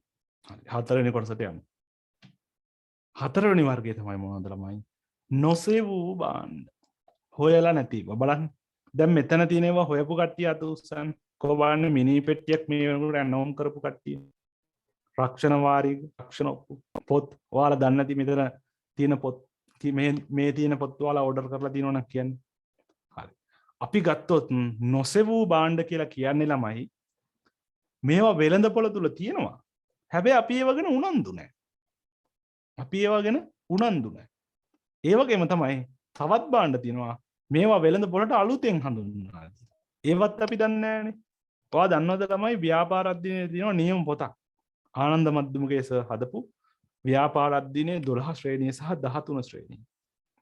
සමහර ළමයි දන්නේ නැති සමහර ළමයි දන්නේ නැහැ. දැන් මම මේ කියනකොට තමයි සමහර ළමයි දන්නේ. එහෙමත් එකක් තියෙනවද කියලා අහනවා. එතකොට මොකක්ද මේ භාණ්ඩේ? නොසෙවූ භාණ්ඩයක්. ඇයි ඒ? වෙළඳපොළ තුල තියෙනවා. ඔයා දන්නේ නැහැ එහෙම එකක් තියෙනවා කියලා. අන්න එව්වට අපි කියනවා මොනවද? නොසෙවූ භාණ්ඩ. ඒ වගේම තමයි වෙළඳපොළ තුල තිබුණත් අපිට උනන්දුවක් නැහැ. මිනි පෙට්ටි වලට අපි උනන්දුවක් නැහැනේ. සොහොන් කොටක් මිලදී ගන්න අපි උනන්දු වෙන්නේ නැහැනේ. වෙළඳපොළ තුල තියෙනවා අපි උනන්දු නැහැ වට. රක්ෂණ ඔප්පු ඕනතරම් තියෙනවානේ. රක්ෂණ නියෝජිත වෙවිලා තියෙනවා. හැබැයි අපි උනන්දු නැහැ වට. එතකොට නොසෙවූ භාණ්ඩ කියන්නේ මොනවද ළමයි? ඒ තුල අපිට ලක්ෂණ දෙකක් හඳුනා ගන්න පුළුවන්. මේවා වෙළඳපොළ තුල තියෙනවා. පාරිභෝගිකයා දන්නේ නැහැ. එහෙම නැත්නම් වෙළඳපොළ තුල තිබ්බට වෙළඳපොළට අලුතෙන් හඳුන්වා දීපු භාණ්ඩ. එතකොට මෙන්න මේ ස්වරූපේවට තමයි අපි කියන්නේ මොනවද? නොසෙවූ භාණ්ඩ. හරි. අපි බලමු. ඒක පැහැදිලි කරලා දිනන නිර්වචනය බලන්න නිබන්ධනේ. වෙළඳපොළේ විකිණීම සඳහා වෙළඳපොළේ ඇති එහෙත් ඒ බව පාරිභෝගිකයා නොදන්නා දෑවේ.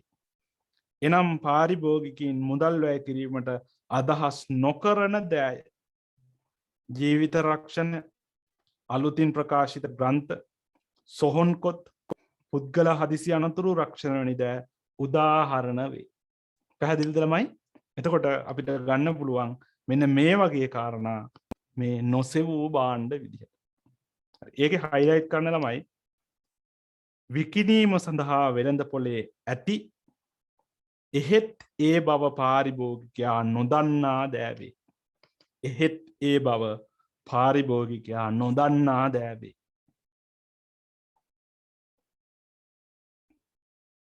හරි. එතකොට ළමයි ඔන්න අපි වර්ගීකරණයන් කිහිපයක් කතා කරා. මොනවද කතා කරේ? අපි යමු ආයෙ මුලට. හරි. බලන්න පාරිභෝගික භාණ්ඩ කොහොමද අපි ළමයි වර්ග කරේ? ප්‍රධානම පදනම් දෙකයි. මොනවද? අවශ්‍යතාවය මත සහ භාවිතා කරන ආකාරය තමයි පදනම් දෙක පාරිභෝගික භාණ්ඩ වර්ග කරපු. භාවිතා කරන ආකාරය අනුව කොහොමද ළමයි? පහසු, සාප්පු, විශේෂිත සහ නොසෙව්. පැහැදිලිද? එතකොට මේ භාණ්ඩ අපි හඳුනාගත්තේ කොහොමද? මේවේ තියෙන ලක්ෂණ වලින්. එහෙම නැතුව කියන්න එපා පාන්නම් පහතු, සපත්තු නම් සාප්පු, කාර්නම් විශේෂිත, මිනි පෙට්ටි නම් නොසෙව්. ඔන්න ඔහම ළමයි පාඩම් කරනවා. එකපාරක් ළමයි ප්‍රශ්නයක් ඇහුවා ප්‍රසිද්ධ ක්‍රිකට් ක්‍රීඩකයෙක්. ඔයාලා ක්‍රිකට් ක්‍රීඩකයෙක් දන්නවනේ. මේක A level ප්‍රශ්නයක් නෙමෙයි. මම වෙන විභාගයකට තිබුණු ප්‍රශ්න. ඉන්නේ බිස්නස් මැනේජ්මන්ට් ප්‍රශ්න පත්‍රයක තිබ්බ ප්‍රශ්නයක් මේ කියන්නේ. ඒ ප්‍රශ්නේ තිබුණා භාණ්ඩ වර්ගීකරණය යටතේ සංගක්කාර කියන ක්‍රීඩකයාට ওই නුවරඑළිය හොටෙල් එක්ක විශේෂ කෑම වේලක් ලබා දුන්නා. ඒක හදලා තිබ්බේ රත්රන් වලින් චොක්ලට් එකක්. ඒකේ රත්රන් මිශ්‍රිත තිබ්බා. පාරිභෝගිකයෝ කෑවට, ඒ කියන්නේ මිනිස්සු කෑවට මැරෙන්නේ නැති ස්වරූපේ රත්තරන් වලින් හදලා තිබ්බේ. ඒක උඩ ගහලා තිබ්බා මැණික් ගලක්. මිලියන ගාණක් විතර වටින මැණික් ගලක්. ඊටාම දුර්ලභ මැණික් වර්ගයක්. ඒකේ ලස්සන මලක් වගේ හදලා මැණික් ගලක් හදලා තිබ්බා මේක කෑම වේලක්.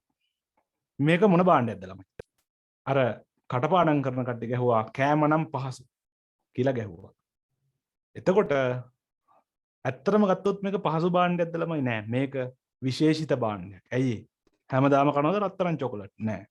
ඒ වගේම මේක මැණික් ගලක් ඔබලා හදලා තියෙන්නේ. මේක ජීවිතේටම සංගක්කාර කණ්ඩත් චිදා විතරයි මං හිතන්නේ. එතකොට මොකද්ද මේක විශේෂිත භාණ්ඩයක් වගේ. කොහොමද අපි ඒක වර්ග කරේ? භාණ්ඩයේ භෞතික ස්වරූපයෙන් නෙමෙයි වර්ග කරේ. ඒකේ තියෙන ලක්ෂණ වලින්. පාන් රාත්තරක් කෑවනම් සංගක්කාර නූර්ලිට ඇවිල්ලා අපිට කියන්න තිබ්බා මේක මේ පාසු භාණ්ඩයක්.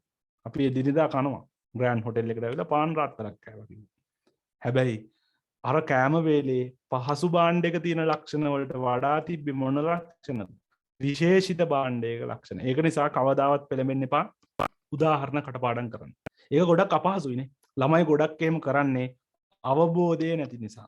හැබැයි දැන් ළමයිට අවබෝධය තියෙනවා. පහසු භාණ්ඩ ගැන දන්නවා, සාප්පු භාණ්ඩ ගැන දන්නවා, විශේෂිත භාණ්ඩ ගැන දන්නවා, නොසෙවූ භාණ්ඩ ගැන දන්නවා. ඒක නිසා මේවා අවබෝධයෙන් ඉගෙන ගන්න. එහෙම නැතුව කටපාඩම් කරන්න එපා.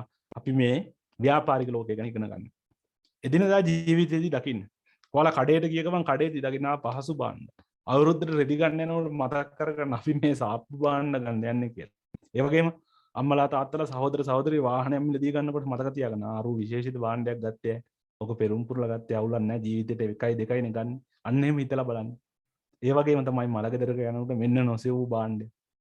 ඒ වගේම අලුතෙන් පොතක් ගැන ඔයාලට කිව්වොත් එහෙම මෙන්න නොසෙවූ භාණ්ඩය. වෙළඳ පොළට අලුතින් ආපු පොතක්. ඒතර මෙන්න මේ වගේ අපි කොහොමද හඳුනාගන්නේ කියලා අපි වර්ග කරන්න ඕන. හරි. එතකොට ඒක නිසා ඒ පිළිබඳ අපි වර්ගීකරණය කරනවා. හරි. ළමයි මැසේජ් එක අපි අන්තිම කොටස කිව්වේ නෑනේ.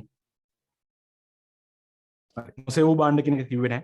නොසෙවූ භාණ්ඩ කියන එක හයිලයිට් කරගන්න විකිණීම සඳහා වෙළඳ පොලේ ඇති ඒත් ඒ බව පාරිභෝගිකයන් නොදන්නා දෑවි. හරි. ළමයෙකුට ඇහිලා නැතුව හරි එහෙම නැත්නම් මට කියන්න අමතක කළා. ඒක හයිලයිට් කරගන්න. උදාහරණ තියෙනවා බලන්න.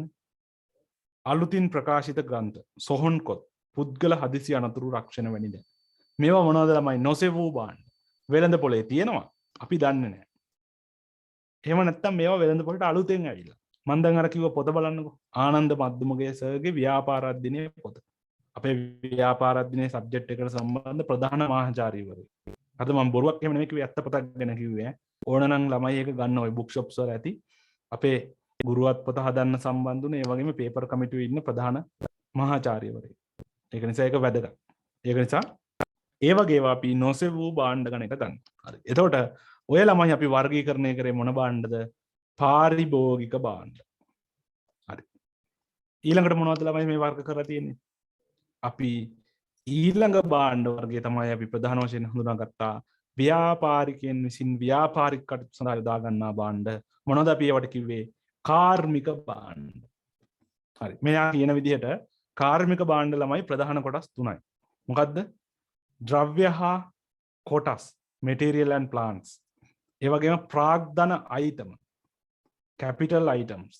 ඒ වගේම තමයි සැපයුම් හා ව්‍යාපාර සේවා, supply and business services. එතකොට කාර්මික භාණ්ඩ වර්ගීකරණය තුල ප්‍රධාන කොටස් තුනක් තියෙනවා. ඒ වගේම තමයි ඒ යටතේ සේවාවකුත් දක්වලා තියෙනවා. සැපයුම් හා ව්‍යාපාර සේවා කියලා කොටසකුත් තියෙනවා. දීලා තියෙන්නේ එහෙමනම් අපිට පාඩම් කරන්න වෙනවා ළමයි එහෙම. කාර්මික භාණ්ඩ අපි කොහොමද වර්ග කරන්නේ? මෙන්න මේ වර්ගීකරණය යටතේ. ද්‍රව්‍ය හා කොටස්, ප්‍රාග්ධන item, සැපයුම් හා ව්‍යාපාර සේවා. හරි. එතකොට අපි අන්නේ විදිහට වර්ග කරමු. හරි. අපි බලමු නිබන්ධනයේ 10 වෙනි පිටුවේ යටම පළවෙනි එක ලියා ගන්න. ද්‍රව්‍ය හා කොටස් කියන එක පළවෙනි ස්තන material and plants කියලා තියෙන ස්තන ගාව ලියා ගන්න. ද්‍රව්‍ය හා කොටස්. ද්‍රව්‍ය හා කොටස්. මොනවද ළමයි ද්‍රව්‍ය හා කොටස් කියලා කියන්නේ? බලන්න මෙතන තියෙන පින්තූර වලින් ඔයාලට හිතා ගන්න පුළුවන්. මොනවද තියෙන්නේ? සිමෙන්ති තියෙනවා. බට තියෙනවා. තෙල් බැරල් වාගයක් තියෙනවා. ලී තියෙනවා. දැව තියෙනවා. එතකොට ළමයි මේ ද්‍රව්‍ය හා කොටස් කියලා කියන්නේ මොනවද? ව්‍යාපාර ක්‍රියාවලිය වලට යොදා ගන්නා අමුද්‍රව්‍ය තමයි අපි ද්‍රව්‍ය හා කොටස් විදිහට හඳුනගන්නේ. යෙදවුම් තමයි අපි හඳුනගන්නේ. අපි හිතමු ගොඩනැගිලි ඉදිකිරීමේ ව්‍යාපාරයක්. එයාලා යොදා ගන්න සිමෙන්ති, යකඩ බට, යකඩ කම්බි, හරි, වැල් මෙටල්, මෙන්න මේ වගේ අමුද්‍රව්‍ය තමයි අපි හඳුනගන්නේ ද්‍රව්‍ය හා කොටස්. මේවා අයියේ අපි ව්‍යාපාරික භාණ්ඩ එහෙම නැත්නම් කාර්මික භාණ්ඩ කියන්නේ. මේවා ප්‍රධාන වශයෙන් යොදාගන්නේ ව්‍යාපාරිකයෝ විසින්. හරි. එතකොට බලන්න නිබන්ධනේ 10 වෙනි පිටුවේ පැහැදිලි කරලා තියෙනවා ඒක. ව්‍යාපාරික කටයුතු වලදී ප්‍රයෝජනයට ගන්නා අමුද්‍රව්‍ය හා නිෂ්පාදන ද්‍රව්‍ය වේ. ඒකේ highlight කරන්න ළමයි අමුද්‍රව්‍ය හා නිෂ්පාදන ද්‍රව්‍ය වේ කියන කොටස highlight කරන්න. හරි. උදාහරණ ටිකක් ලියාගමු. යට හිස්තැනෙන් ලියා ගන්නයි ද්‍රව්‍ය හා කොටස් වලට උදාහරණ. දැව දැව කමා යකඩ යකඩ සිමෙන්ති සිමෙන්ති khනිජ ද්‍රව්‍ය khනිජ ද්‍රව්‍ය වැලි මෙටල් රසායනික ඔන්න ඔය වගේ දේවල් තමයි අපි khනිජ ද්‍රව්‍ය කියලා ගන්න. හරි. මොනවද ළමයි උදාහරණ ලියාගත්තේ? දැව යකඩ සිමෙන්ති khනිජ ද්‍රව්‍ය.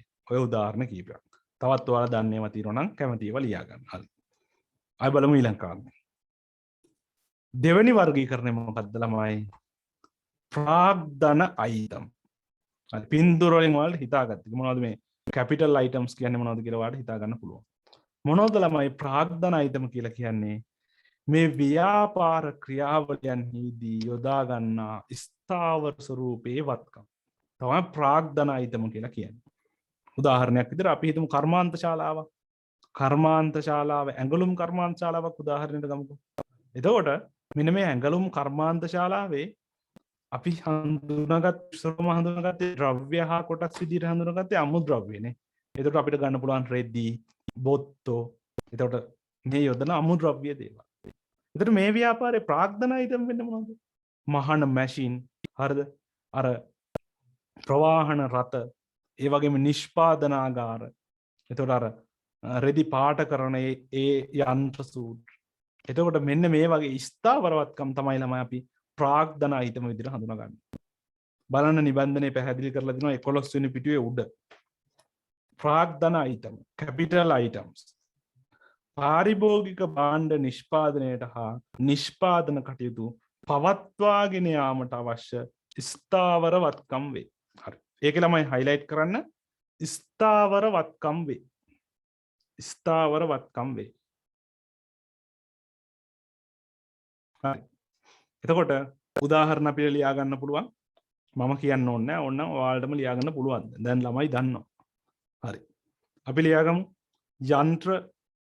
යන්ත්‍ර කමා ගොඩනැගිලි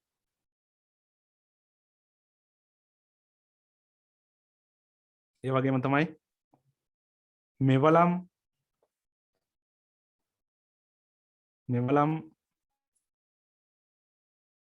ඒ වගේම තමයි රථ වාහන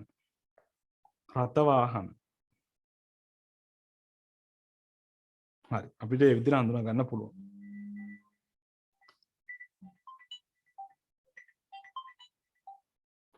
හරි. අපි බලමු. ඉතින් අපිට ওই විදිහට හඳුනා ගන්න පුළුවන්. හරි. පොඩ්ඩක් ඉන්න. හරි. හරි. නිබන්ධන ලබා ගැනීම සම්බන්ධ ළමයිට ප්‍රශ්න. හරි. මම එදා පළවෙනි දවසේම ඕක හැඳින්වීම කරා. අපි නිබන්ධන ලබා ගන්න විදිය පිළිවෙල මම කිව්වා. ඒ වගේම තමයි මේ පාඩම ඒ සම්බන්ධ PDF එකක් මම දාලා තිබුණා. මම group එකේ ඒක දැම්මා.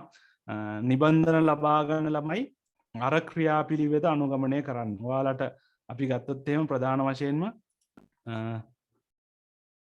මම කිව්වා නිබන්ධන ලබා ගන්න අනුගමනය කරන්න ඕන ක්‍රියාපටිපාටිය කිව්වේ කොහොමද?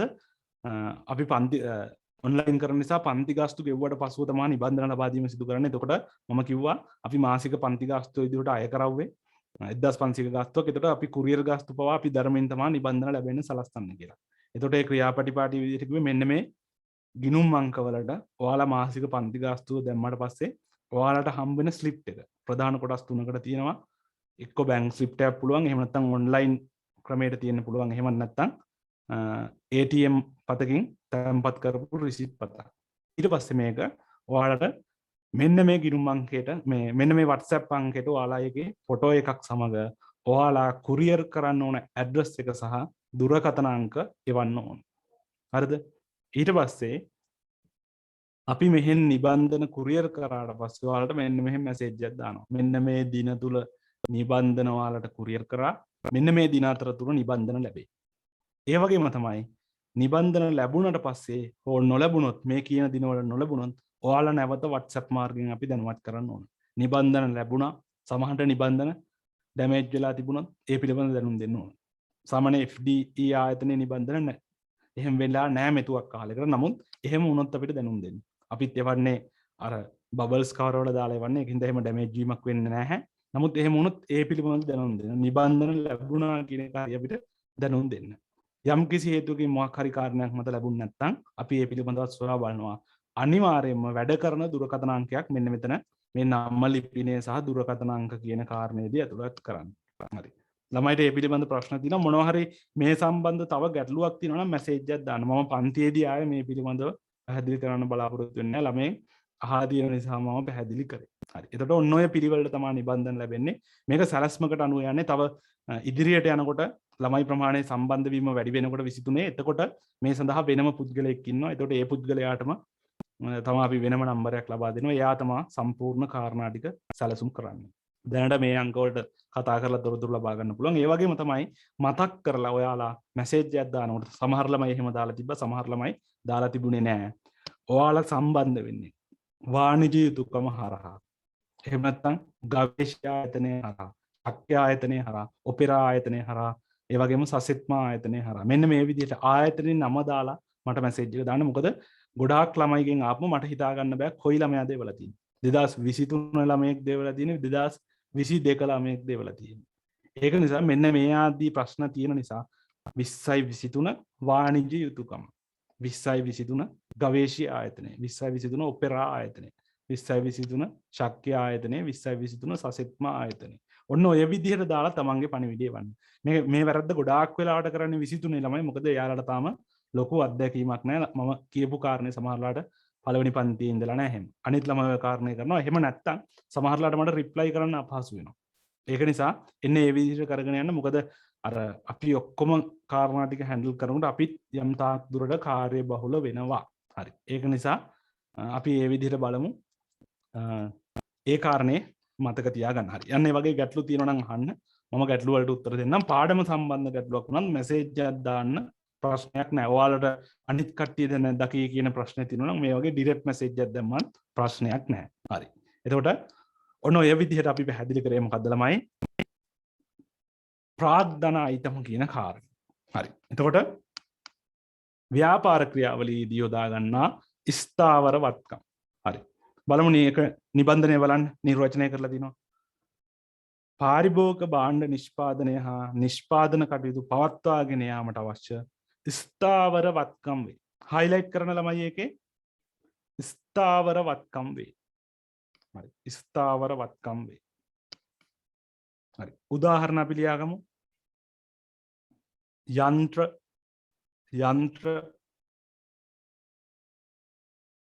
ගොඩනැගිලි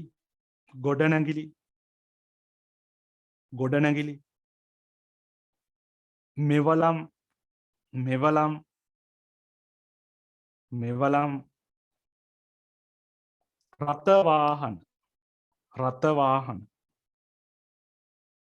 රථවාහන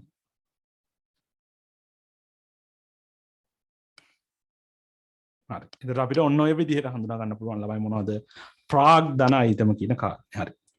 අපි යමු ඊළඟ කාරණයට. ඊළඟ ව්‍යාපාරික භාණ්ඩ එහෙම නැත්නම් කාර්මික භාණ්ඩ වර්ගීකරණය. මොකද්ද ළමයි? සැපයුම් හා ව්‍යාපාර සේවා.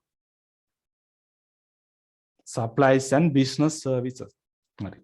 ළමයිට මේක යම් තාක් දුරට පැටලෙන දෙයක්. මෙතන තියෙනවා භාණ්ඩ වර්ගීකරණය තුල සේවා කියලා දක්වනවා. දැන් අපි ළමයි මේ කතා කරන්නේ මොන වර්ගීකරණයද? කාර්මික භාණ්ඩ වර්ගීකරණය. සමහර ළමයිට ඇති වෙන ප්‍රශ්නයක්. අයියකෝ මේකේ සේවා කියලා එකක් දාලා තියෙනවා. අපි මේ කතා කරන්නේ භාණ්ඩ වර්ගීකරණයක් ගැන. නමුත් ළමයි අපිට දීලා තියෙන්නේ මෙහෙමනම් අපි ඒක එහෙම ඉගෙන ගන්න වෙනවා. අපේ සිලබස් එකේ එහෙම තැන් කිහිපයක් තියෙනවා. අපිට තර්ක කරන්න වෙන තැන්. නමුත් ඒක වැඩි ගණන් ගන්න එපා. සැපයුම් හා ව්‍යාපාර සේවා කියලා කියන්නේ කාර්මික භාණ්ඩ වර්ගීකරණයේ එක උපකොටසක්. ඒ තුල සේවා කියන කාරණෙත් යම් තාක් දුරට තියෙනවා. ඒක ප්‍රශ්නයක් කරගන්න එපා. අපි දීලා තියෙන විදිහට ඉගෙන ගමු. හරි. බලමු මොකද්ද තියෙන්නේ කියලා බලමු. සැපයුම් හා ව්‍යාපාර සේවා කියන්නේ ළමයි ව්‍යාපාර කටයුතු කරගෙන යාමට අවශ්‍ය වන සුළු ද්‍රව්‍ය සහ සුළු සේවාවලට.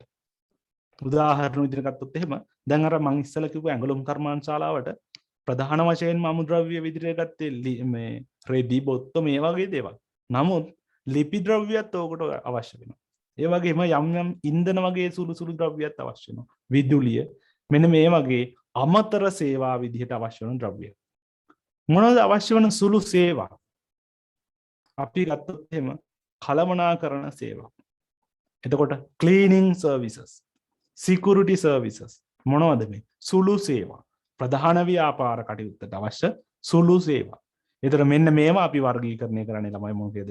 මේ සැපයුම් හා ව්‍යාපාර සේවා කියන කාරණේ යටතේ. හරි. බලන්න ළමයි එක පැහැදිලි කරලා තියෙනවා. ව්‍යාපාර කටයුතු පවත්වාගෙන යාමට අවශ්‍ය සුළු ද්‍රව්‍ය හා විවිධ වූ සේවා වේ. හරි. ඒකේ ළමයි ලියාගමු අපි උදාහරණ කිහිපයක්.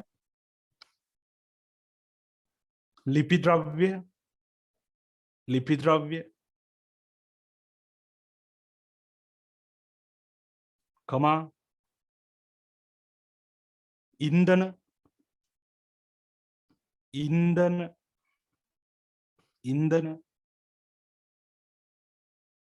කමා විදුලිය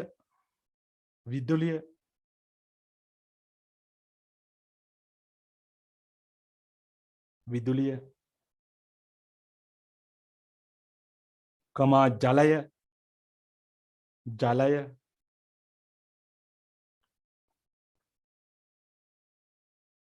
කමා ප්‍රවාහන සේවා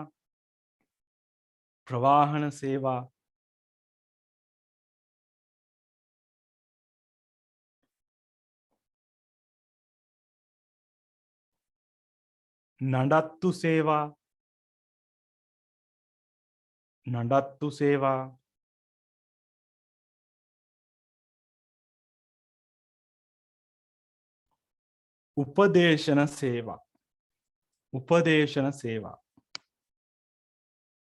උපදේශන සේවා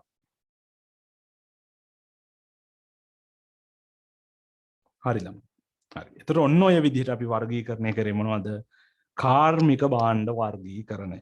හරි. එතකොට එතනින් ළමයි අපේ භාණ්ඩ වර්ගීකරණය කියන නිර්ණායක ඉවර වෙනවා. එතකොට මේ සංකල්පය ප්‍රධාන වශයෙන් කතා කරලා දිනවා. එතකොට අද කතා කරේ අපි ඊටම වැදගත් කොටසක් ඊට අදාළ සියලු කරුණු ඔයාලා බලන්න ඕන එකින් එක. හරි. එතකොට දැන් ඔයාලට අවස්ථාව තියෙන්නේ අද පාඩම මෙතනින් නතර වෙනවා. දැන් ඔයාලට තමයි අවස්ථාව තියෙන්නේ ප්‍රශ්න සහ ගැටලු සඳහා. හරි. මයික් එක ඔන් කරලා අහන්න පුළුවන්. ඒ වගේම මැසේජ් එකක් දාන්න පුළුවන්. කොමන්ට් ඔක්කොටම පෙන්න දාන්න පුළුවන්. එහෙම නැත්නම් ඩිරෙක්ට් මැසේජ් එකක් දාන්න පුළුවන්. එහෙම නැත්නම් ඔයාලට දැන් ලොග් අවුට් වෙන්න අවස්ථාවක් තියෙනවා. පන්ති අවසానයි. ඔයාලට ලොග් අවුට් වෙන්න ඊළඟ සතිය සම්බන්ධ වෙන ගැටලු තියෙන කට්ටිය ඉන්නවනම් ගැටලු අහන්න අනිත් කට්ටියට ලොග් අවුට් වෙන්න අවස්ථාවක් තියෙනවා. හරි. මම විනාඩි 4කින් වගේ කවුරුත් ප්‍රශ්නයක් අහුවේ නැත්නම් මේක ඔටෝ ලොග් අවුට් වෙයි. ඒ විදිහට තමයි අපි පන්තිය හැමදාම සැලසුම් කරලා තියෙන්නේ. හරි. ඒ වගේම ඔයාලා අදහසක් දක්වලා ලොග් අවුට් වෙලා යන්න පුළුවන්. මැසේජ් එකක් දාලා පාඩම තේරුණා නැහැ. අද නම් මෙලෝ රහක් නැහැ. එහෙම ඔයාලගේ අදහසක් දක්වලා ලොග් අවුට් වෙලා යන්න පුළුවන්.